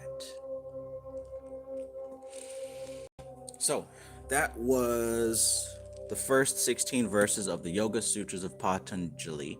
And he was explaining the disturbances and fluctuations of the mind that cause us to believe that we exist and we are separate. And he talked about the 5 different fluctuations and modifications of the mind, which was right knowledge, wrong knowledge, imagination that we get just off of something we saw or heard, or imagination that we come up with off of things we haven't seen or heard. Then there is sleep, and then there's memory. Those are the 5 types of fluctuations of thoughts and mind. Now, we know from other books that those same 5 types of thoughts can be affected by the gunas. But ultimately, this is all about managing those fluctuations, because if we don't manage those fluctuations, they corrupt our vision. They corrupt our viewpoint. They cause us to see the world incorrectly, right? We begin to believe things that are not reality, and that causes suffering because we get attached to these fluctuations. We get attached to them and we define ourselves by them and through them. That's why they need to be managed, modified, and controlled. Then he talked about how to control them, right? He gave us 2 ways, through practice and through non-attachment. Those are the 2 ways that we can control the 5 fluctuations of the mind. So the 2 ways that we control right thought, wrong thought, memory, imagination, and sleep is by practice, consistent practice, right? Consistent practice that includes faith in our success. That includes consistency, no matter what, not even worrying about how long it takes or none of that. And dedicating our entire mind and heart and being to it, really giving ourselves to the whole practice and taking it seriously and really doing it, right? And it also takes non-attachment. Those are the 2 things that will give us complete control of our mind, right? Those are the 2 things that will give us complete control. Now, the dude earlier asked, well, why should I take it at face value and da-da-da-da? Don't take it at face value. Try this stuff out.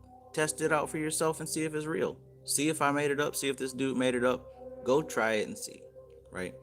Maybe other things that people talk about, you take at face value and get let down. But everything that I study and read, ain't none of this face value. Like I literally sit here and check and cross-reference and really do my research, right? It's not often that I say, hey, everybody, I said something wrong. Not because I'm too proud, because, if I did something incorrect, I will definitely admit it. But because I have vetted this information in the laboratory. So I don't make mistakes, right? I make the mistakes before I cut the camera on. You see what I'm saying? So this ain't no face value stuff. Take it, try it out, see if it works. Test the stuff out. That's why I have all these different books. I don't just take one book and see what one person said. There's actually different versions of this book. You know what I'm saying? Like, if you look, I'm not studying just one Kabbalah, right? I got 1, 2, 3, 4, 5, a couple different versions, right? A couple different versions that I'm cross-referencing, so I don't take one author's word at face value. But not only that, I'm continuing to dig to the point that this chapter 1 says the yoga of the West. So we're studying yoga as well, right? Different perspectives, different viewpoints from this thing, right? If I'm going to start looking up the Vijnana Bhairava Tantra, I don't just look at one version of it. I got 3 versions of it from different authors and different time periods. This is how you cross-reference. This is how you learn and study this material, right? So don't take anything at face value. Find all the connections. Connect all the dots. That's how you succeed. That's how you do it. All right, so if you guys enjoyed this, please like the video. yeah, this was a lot of fun. I enjoy doing this. I really do. Each and every time.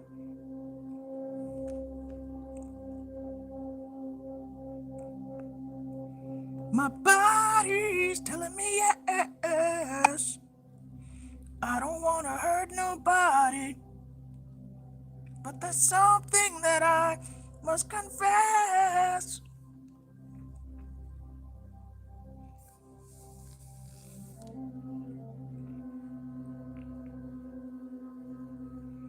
All right. So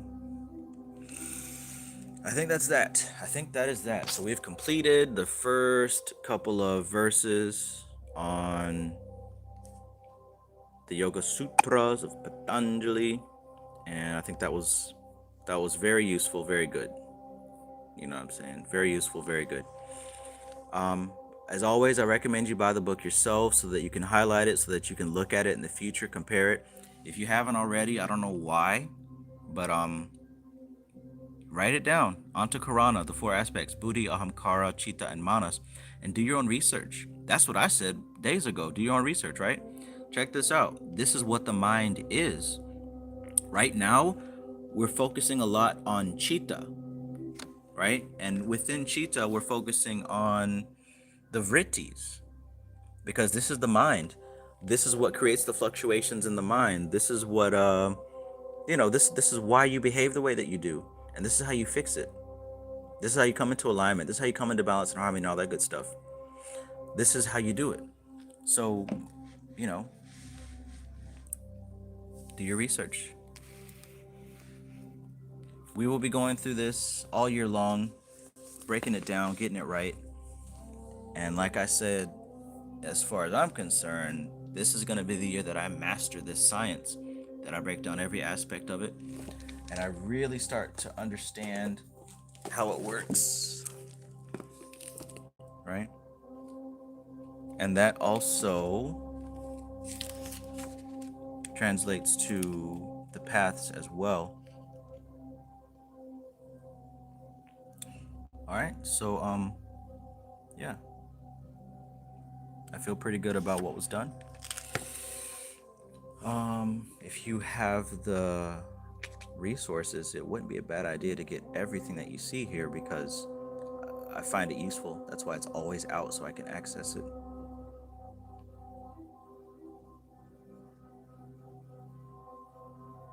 Jazz G says, true yoga.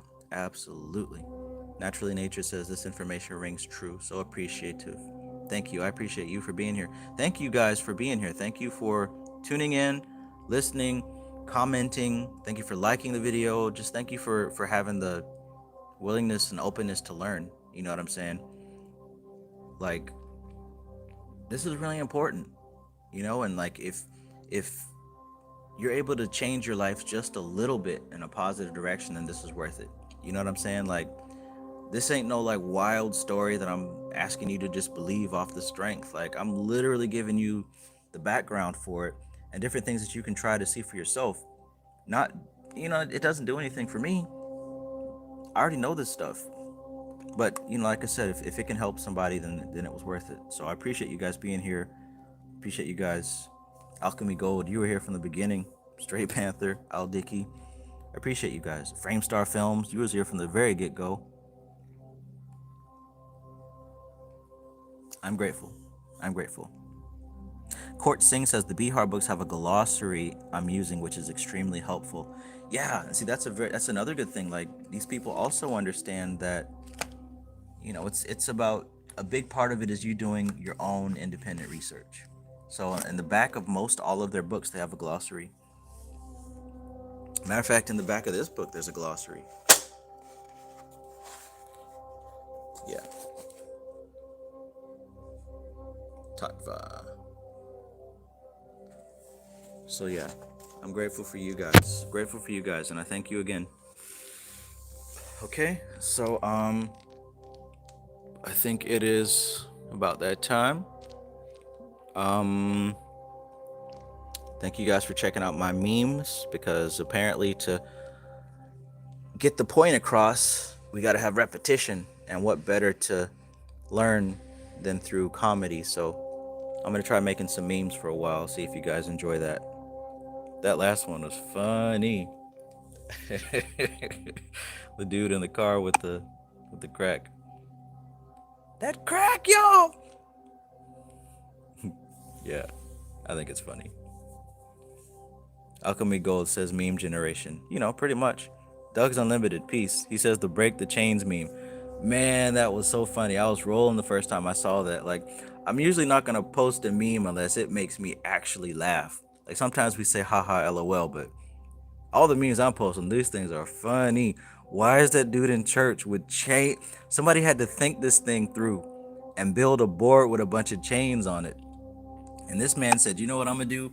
I'm gonna break every chain right up there on the." That was his moment to shine, boy. He thought that that was his moment to shine. Why? What's that got to do with? That ain't got a damn thing to do with Jesus. Yeah. All right. So that's that. We'll do this some more tomorrow.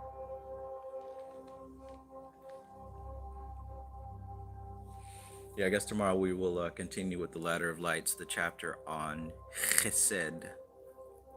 And we're going to learn about the balance between Mars and Jupiter. Because, yeah, that would be perfect. Because Jupiter, when it talks about the emotion that's behind Jupiter, the emotion behind Jupiter is joy and laughter and, just enjoying life. When you think about Jupiter, he's usually considered jolly. He's very happy and jovial, right? Jovial. Jupiter, Zeus. And that has to do with abundance. With abundance comes, laughter. Because there's nothing to be upset about. What's good, Stuff Dog? Stuff Dog says, well, what time tomorrow so I can be on time? Let's say 8 o'clock to be safe. 8 p.m. Eastern time. Just to be safe. I'll try my best to be a little bit earlier, but if not, typically around 8. I started at 9 today, but yeah, I'll usually do this towards the end of the day. Since I've been going out on my walks in the morning time, I guess all the sunlight and the vitamin D is starting to correct my circadian rhythm. So now I'm actually going to sleep and waking up at human hours. I don't like it. I prefer to be up through the night, but I'll work with what's going on. All right, that's that. Like I said, like the videos because it helps me and YouTube have a good relationship.